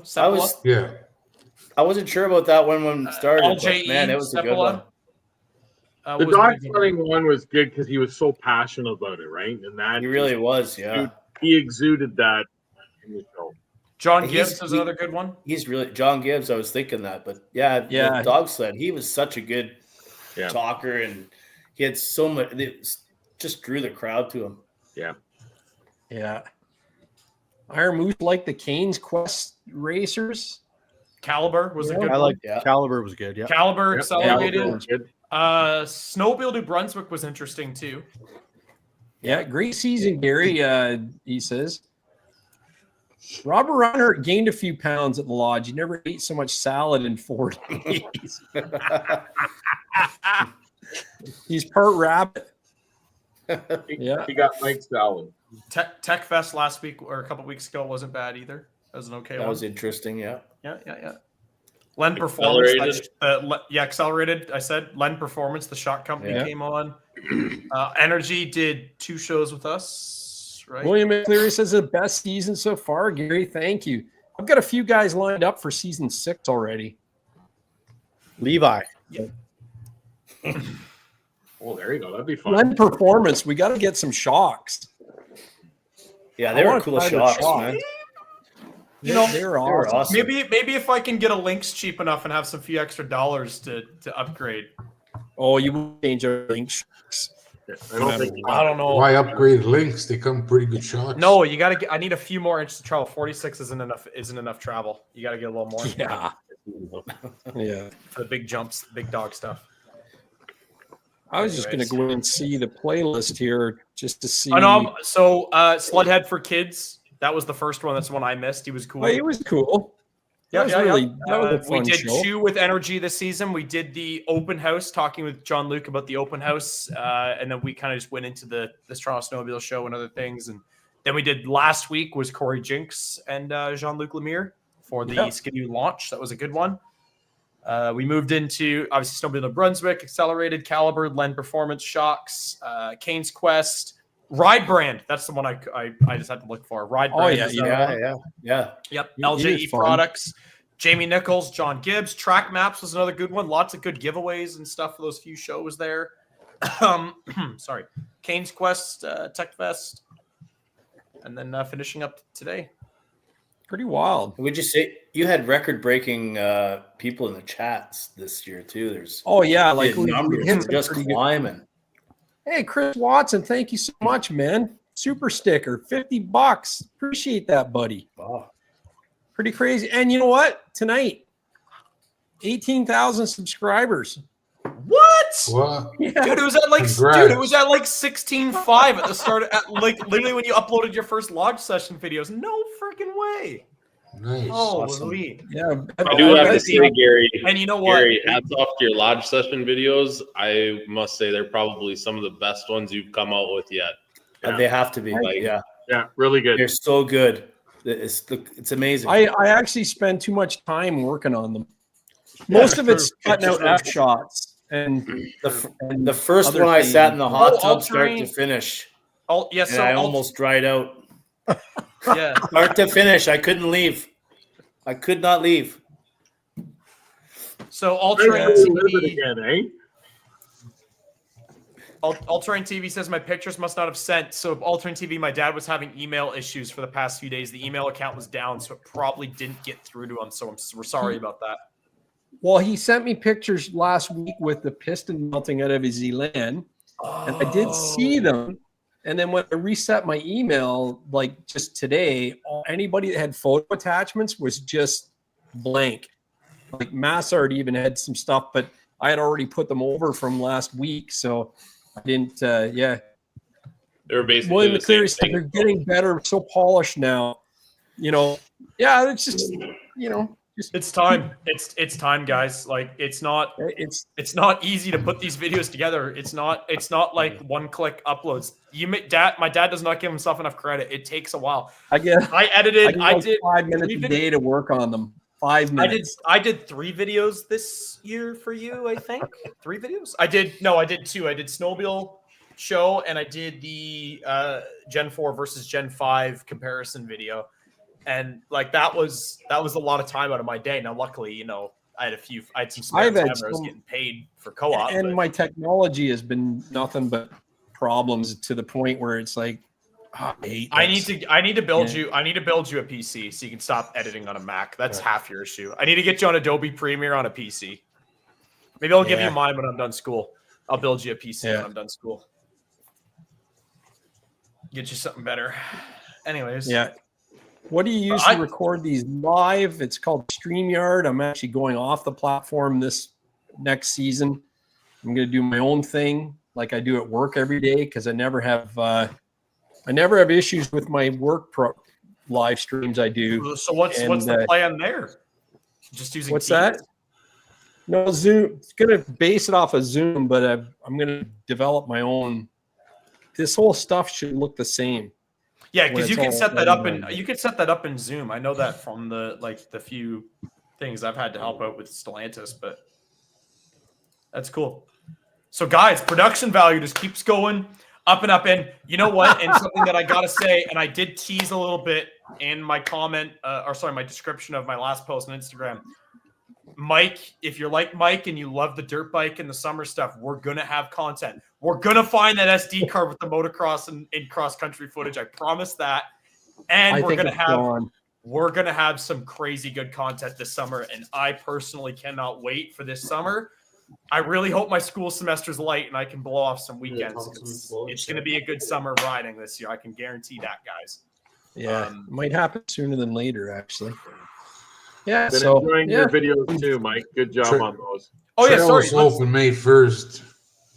I don't want to. You know what? Mike has been killing it too this season. I don't know what your subscriber difference is from the start. Oh, mine's horrible compared to yours. Don't worry. But Mike, you got to remember, we've been doing this since 2013 or something. It's slow to get the ball. But remember what Doug said to us last year with Side by Side blog? He said it felt like it took them forever to get to that first 10, 15,000. After that, it was just a snowball, and it just kept rolling, right? So yeah, we'll keep the content going for you guys. We'll keep that video production up. Check out Mike's channel. Yeah, well, I'm thinking about slapping shit down and just pushing it out there. Quantity over quality. If you guys like dirt bike content, summer content, and some cool snowmobile stuff with the 4-strokes, check out Mike's channel if you haven't already. Maybe a Baja video, Gary? Oh, yes. Yes, Baja boats. I need to do that too. Yes, we do. Yeah. I need that. And when I do that, I need that Bud Light #1 sign to come out.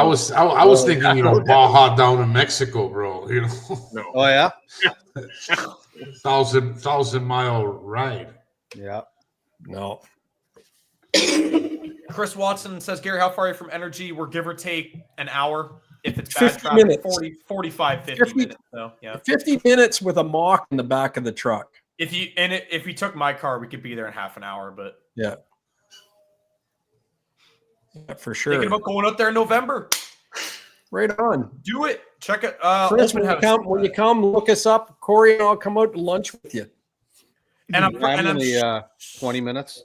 Yeah. And Chris, come out when Energy starts talking about their open house for the fall. Definitely come out to that because we love going to that and talking. Well, to that fans would be there. November. That's first weekend in November usually, right? Yeah, he says thinking about going out there in November. Yeah. Yep. Yeah, open house was great. They almost got Uncle Buck to buy a brand new sled. In the crate. I'm pretty sure he had the pen in his hand, and he's like, let me go. Let me think about this. I don't know why he bought a Polaris though over a Lynx. I still can't figure that one out. The price. Well, got the right Corey's call. You go from a Ferrari to a Kia. Yeah, that's not even in the video. So when all of what us do you guys think? Both of you of the Polaris and the Comp. Yeah. You guys never said anything about it. Oh, I'll be honest. The steering was phenomenal. Yeah. It does.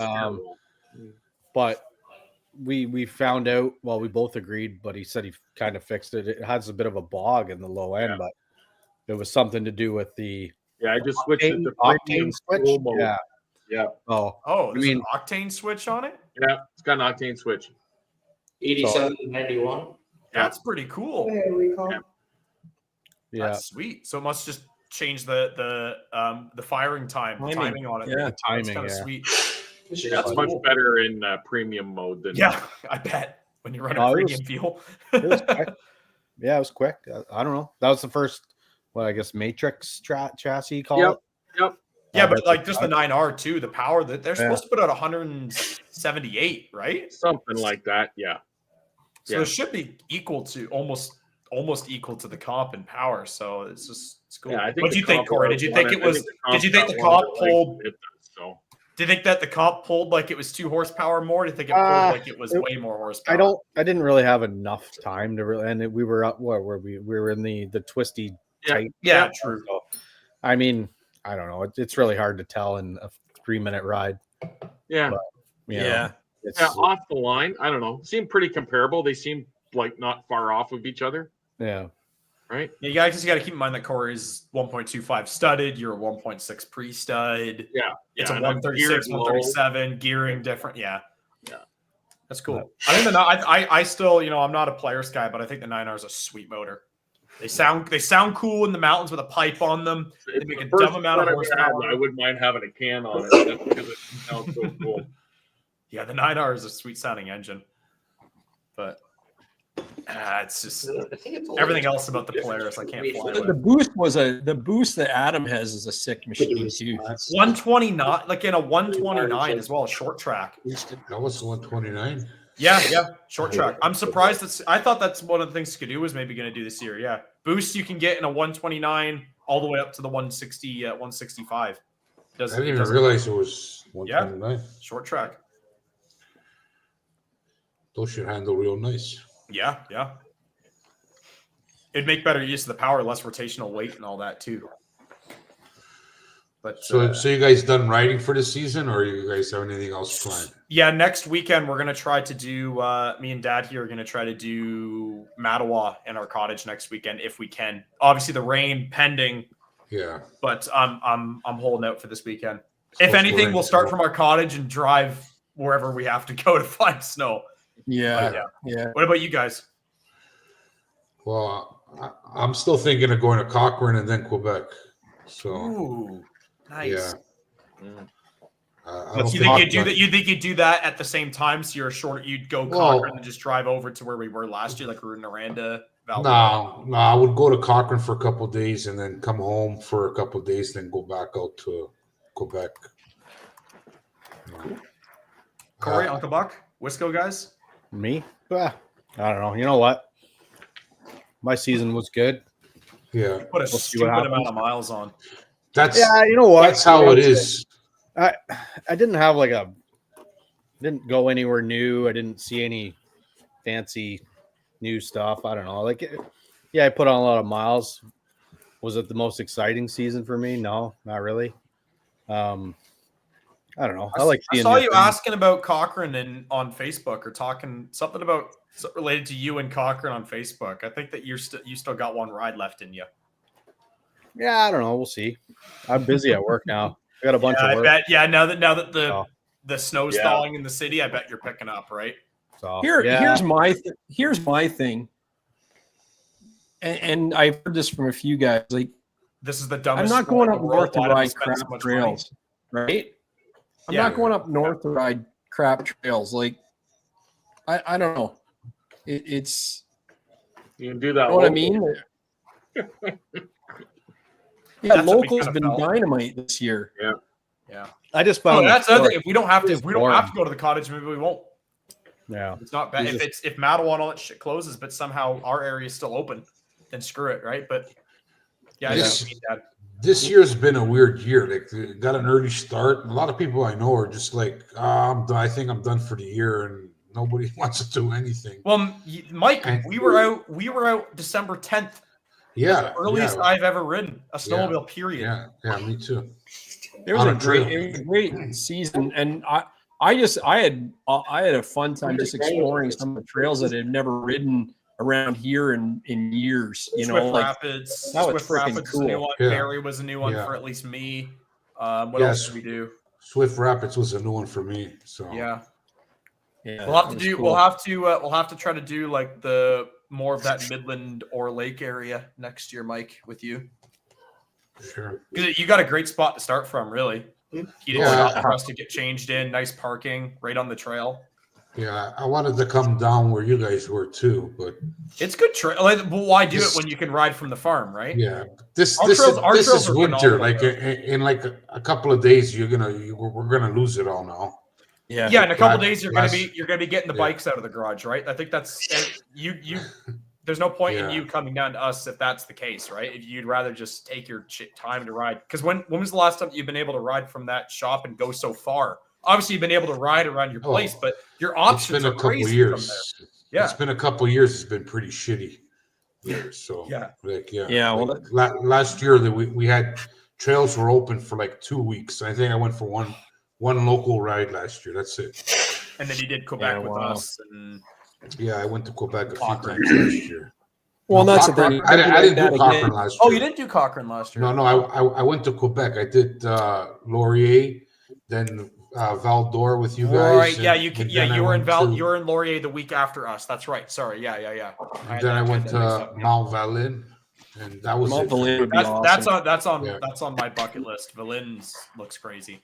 Yeah. So I don't know where I'm gonna go in Quebec. I gotta see who's gonna tag along first. What's going on with Gaetano there? I see he's on an MXZ Adrenaline right now. Did his backcountry blow up again? No. His backcountry blew up, and he bought a new sled, the 25. I haven't even seen it yet. We were supposed to go riding yesterday. We were supposed to go riding today, and I keep canceling because I was sick. Poor Okay, guy. yeah. Because he's Poor got. guy thinks I'm I saw that on avoiding him, Instagram probably. last week. He's got that MXZ Adrenaline, a 25. Well, that's what it and I is. was like, I haven't even seen it yet. yeah, I it's an haven't even all seen black. It has Yeah. the adjustable shocks, Yeah, RX, yeah. but not the RX skis. Yeah. Yeah. Uncle So Buck, do you think you're doing any more riding this year? I'll probably go up. It's my last weekend at Doc's Tongue, so I gotta Nice. close up the cottage and whatnot that we rent up there. So I'll probably might hit Kearney just for one last quick rip. Well, if we stay in that area, we'll let you know, eh? Yeah, Because Kearney is our ride. We do Sand Lake. We go to either Suds or we go to Edgewater, and that's a good rip for us. So we love Oxton Lake area too, and the Oxton Shelter. We know you know that we love that spot. So it's only minutes away. because you're right. You have a place that you rent right on Oxton Lake. Right on Oxton, yeah. Nice. That's a great spot, man. Yeah. I've never been there. I'm dying to go to that spot. It's awesome, Mike. Those are the best. The trails from Oxton Lake, if you stay to that, obviously there's one bad road section, but from there to Kearney, it's awesome logging roads, not really that tight. When you get closer to Kearney, it gets tighter, but it's nice and flowy stuff. It's very reminiscent of those Quebec type trails. Like I say, I can get to Kearney and I don't do road running.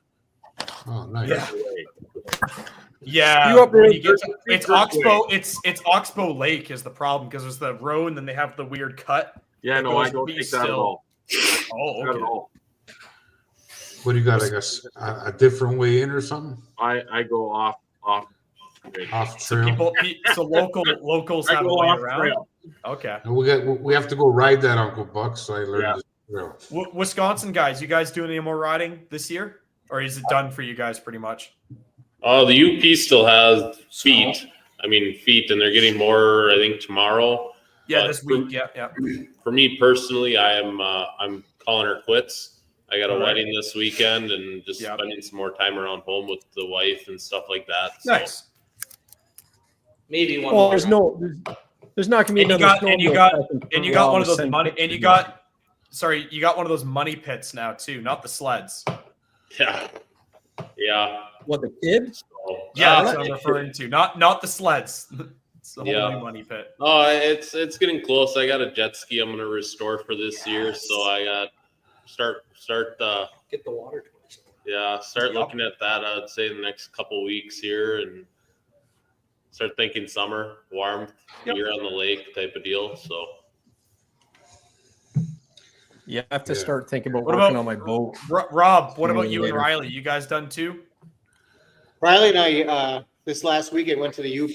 Yep, those are good. Just so Riley could get 2,000 miles for a year. That's the first time for him ever. So I think his link's got, I'm not even sure how many miles, like almost 4,000, 3,000 something, Nice. I think. Maybe 3,000. Oh, he's almost ready for a new one. Yeah. Turbo. Yeah, we put a new belt on it and kind of dialed the suspension a little bit more, and he was pretty happy. We had 176 miles on one day and good riding. We think we can go one more time yet, so that's what we want to do, one more time. Yeah, the Nice. UP and that whole area, that whole belt that all gets snow over to the Sault Ste. Marie and stuff like that. That area seems like it's going to hold up for at least 2 more weeks. You had to be halfway up Michigan. We dropped off in Republic, and 5 miles from Republic, there wasn't much, and all of a sudden, bam, you got snow. But it was It's just weird. The lake effect off Superior Yep. and It was Michigan is beautiful. so You could have weird. went east or west up there. They were grooming yet on Saturday. It was nice, very nice. Very cool. Yeah. Well, Gaetano went out yesterday. He told me the trails are awesome. Oh, they're amazing right now. So Our local club trails are amazing. Yeah, Corey's photos from this weekend were great. And then But- Gaetano's Yeah. photos are crazy too. I got so much base around here. It's crazy. Yeah, like So- when you go, if you do blow a corner or something in those areas where they have a lot of snow and you get into the soft snow off trail, you sink down from the trail base. It's insane how built up it is. So I think that it's going to stick around in those areas for longer than we think.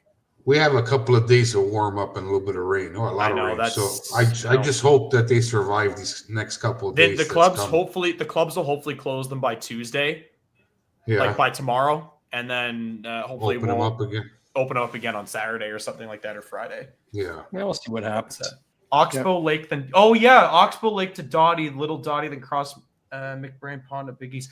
Yeah, so you basically you take, because those two lakes that are connected, you basically just take lake to lake all the way up. Rather than taking the trail road down to Oxbow.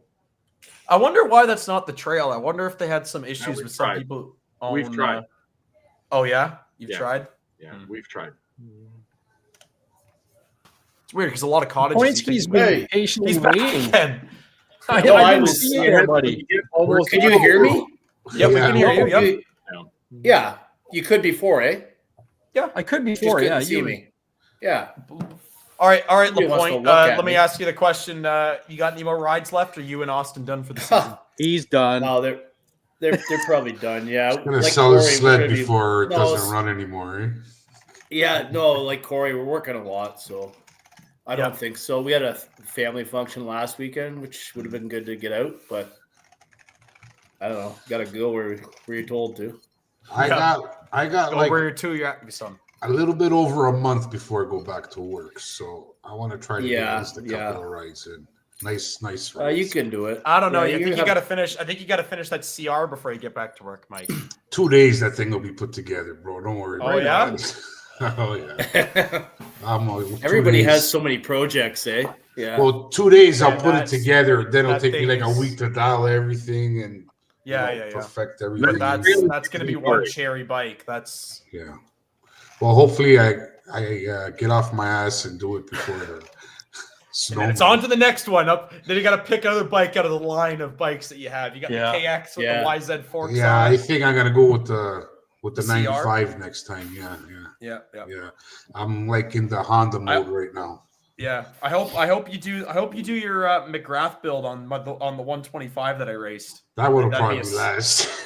Oh man, I That just she's did a like, runner. I did like 2 of those like last year, so those ones are kind of They're like on the easy. back burner. You know, They're I did easy it- and quick. It's a 125. They take apart and put back together. They are pretty quick, but I've been putting off the RM, the Suzuki. Yeah, that's a sweet bike. That was like the second bike I bought for like restoration, and it's been like 2-3 years sitting in the shop, and I just keep throwing it on the back burner.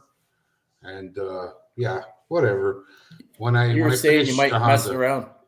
Yeah, You're saying you might mess around with cars. Yeah. Let's see Don't, what don't happens. fix don't fix that RM. I want to buy it from you. The 250. I might need to upgrade for the next race.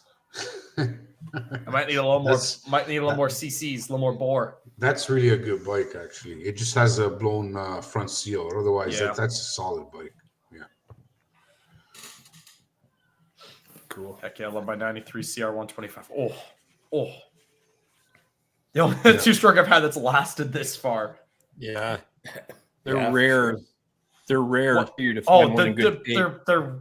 I don't know how you find any CRs that you go. They don't exist. The 90s 125s, 500s, or 250s. You got to be extremely lucky to find one and go get it if one pops up.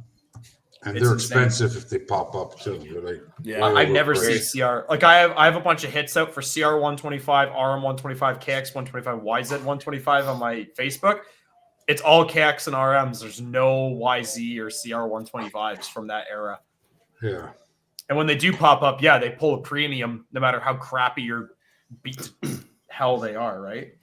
You're better off to go buy a 250 because you'll find a 250. The 125s, the younger guys had them, so they're like beat to beat, bro. They're like Everyone thought they were crusty demons with those bikes. That's the problem. they're like, Yeah, we got one. Mom might be watching. You're not supposed to. Mom might be watching. Yeah. don't worry, they get over it, bro. Trust me. We haven't. Yeah. She hasn't tried to put the chairs away yet, has she? Or get the lawnmower out of the shed? Because she's going to find out real quick the lawnmower's not in the shed right now. Put a blanket over it. Oh, God. Hey, if the snow, you can't get into the shed right now because it's halfway up the door. But I peeked in last time I saw. I made sure it was still there. It'll move into the garage if I can get into Real, the shed. real quick. Hey, is that raccoon still around the deck? We got to get that thing in the garage before it chews the crap out of the seat on that. He came by on, I think it was last Tuesday. The raccoon came back, and he was sitting on the hot tub, and he came right up to the back door and was teasing the dog. and then Just I gotta get a followed his shovel. track the next day. It was last Tuesday night, and then I followed his tracks the next day, and he went around the fence, up the tree, down the other side of the tree. You could see the things, the paw prints Disappear, going the into one paw prints tree, go away. out Yeah. the other, went out across the street. I think he lives in a ravine behind the gardener's house. Okay. He probably just Yeah. comes back because the barbecue smell. Yeah. Anyways. All right, boys, I gotta leave. Yeah, well, I'll call it a night. I want to thank you guys. I love Yeah. your support, and you're there at all the rides and stuff. And I've had a great year, and hopefully there's more rest of the year. Thank the fans, everybody that's watched, everybody that's here, came into Lodge Round Sessions. of I want to applause. thank Energy Power Sports for supporting us throughout this season, giving lots of great demos. QUALIPIECES for supplying carbides, roller skis, ice scratchers, hats, and such for the poker run. I want to thank Fast Track Traction for the stud kits. We have a stud kit that they sent us. Didn't get put on any sleds this year, but we do have one. And your that they shirt, did give us. your shirt. They Paid for these. Yep, they did these shirts for us. They compensated the shirts for us. Who else? Uclear for the communicator sent Dad to give the new earphones a try, which sound amazing. Ultimax belts for giving us belts every season. Yeah, Amsoil for giving us lots of prizes. Oil for the bikes. Yeah, LJE products for the courtesy lights and the blizzard busters for the back of the helmets. Who else is Rob the old guy though? Rob the old guy, Yeah. Amsoil too needs a bigger. He bought us 2 rounds of beers and 2 all rounds those of beers prizes for sure. If Shout you're out buying to Rob. Amsoil, buy it from Rob the old guy. Yep, That's yep. all I gotta say. And track maps for the prizes at Lodge Sessions, as well as the prizes throughout that show. Tech Fest is always great to us too. You know, you've got the Motocross Tech Fest from them a couple years ago to try out. You love that, and you got the. We obviously love all their products for the winter, and we highly recommend them for anybody who rides. And B Power for giving me the bumper for the Gen 4 as well. That was a really cool thing for them to do at the show. Yeah, that was kind of neat, and it's a great bumper. Yeah, just passing that to me, be like, oh, because I was like, oh man, I'd love to have one of these bumpers. I just don't. It's not really in my cards in my wallet this season to put, a $500 bumper on a sled from 2018. And all of a sudden, I'm talking to my friend Cole, and I turn back around. There's a lava red bumper in my face. Here, have this one. We're not using it. It's like, was awesome. Oh, okay. Yeah, great. On your sled, yeah. Oh, it looks killer. It looks killer. It might. If I get a Lynx, which it's still, that my bumper might go missing off that sled. Yeah. It might grow Ron legs. Castanusius, thank you for an informative season and a blast at Lodge Sessions. I appreciate coming out, Ron and Chuck. That was awesome. Very good times. I met Ron and his girlfriend at the local breakfast joint here, and you got some B2 Stinger headlights. Yeah. And so very cool. I obviously everybody who came out to Lodge Sessions was great. Everybody that brought prizes. So Adam Barta brought those. What do you bring for them? Brought the toques, hats. Yep. Good time. Bam Custom supplied a couple special prizes. He did had the Yetis or whatever they were with the special one for Uncle Buck. Yeah, the Power Garage Garage Woodstock with the Power Garage Woodstock with all the CKX stuff and sled necks gear, and that was awesome. Ron supplied the TNT jacket. Corey brought the Royal Distributing gear bag. Amsoil, obviously, like we said, at all the prizes as well. QUALIPIECES with the toques. I'm definitely forgetting some that I can't remember. LGE products for the poker run had a crazy amount of prizes. We gave away we gave away a few of those Blizzard Busters, helmet cords, and we didn't have any courtesy lights. No, just the Blizzard. Yeah, we did. We had one set. Corey got them. Oh, okay. Yeah. That's how Corey got his. Yeah. We still have some more We still actually have some more products from LGE that we do have to do videos for, but those might not be done this year because we're not sure. We do have a couple more things. We have one of their bumper lights from Bumper Lights and whiteouts. The whiteouts, yeah. So thanks, We'll Gary, get for them. all you do for the sport.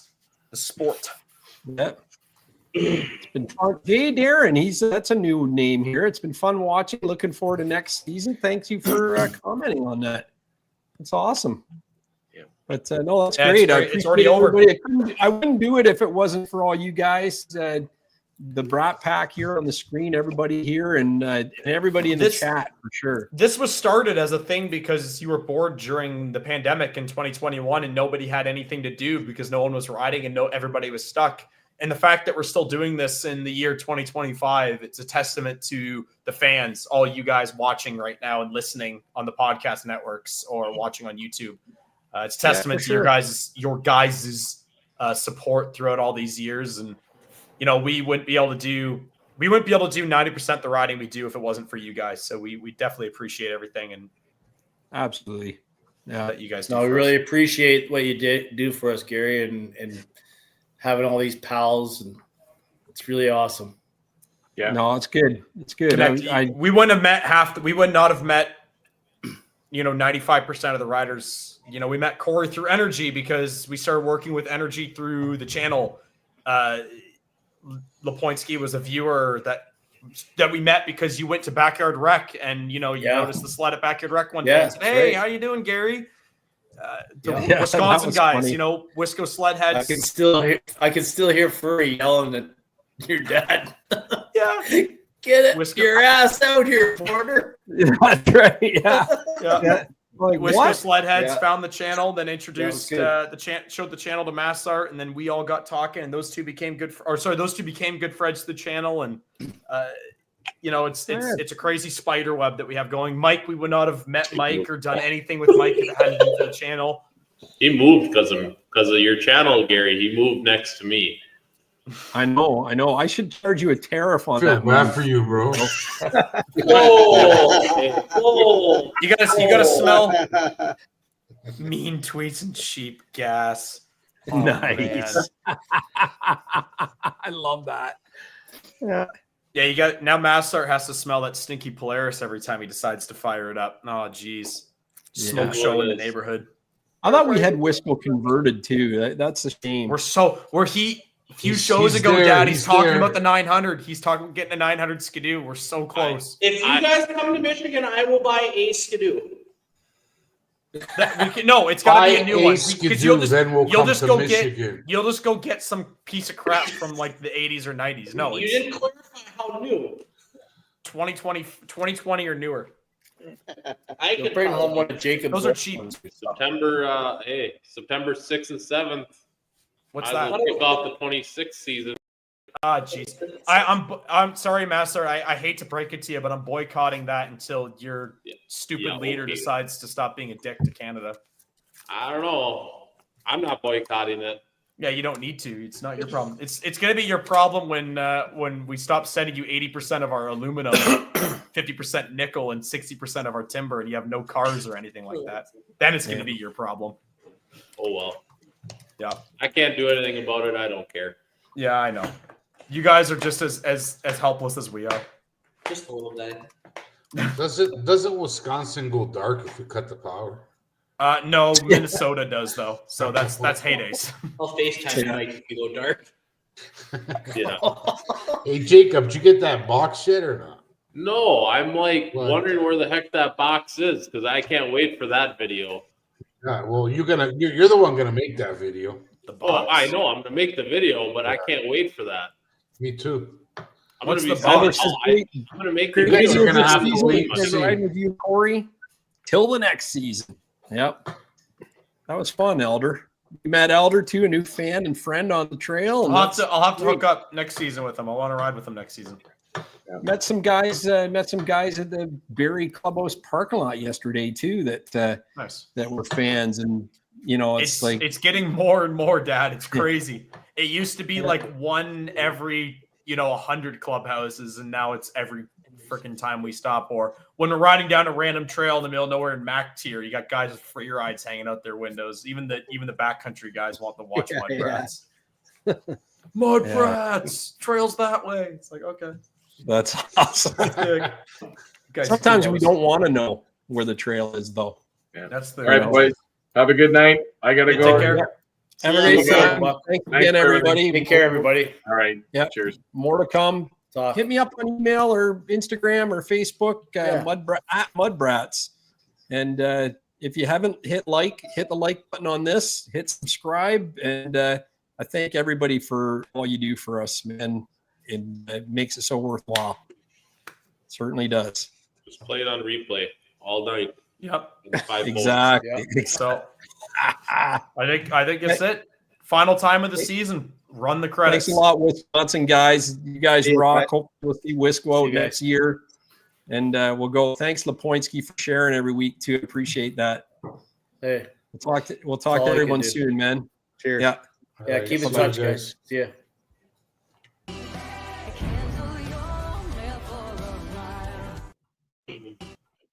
It's not going. Go.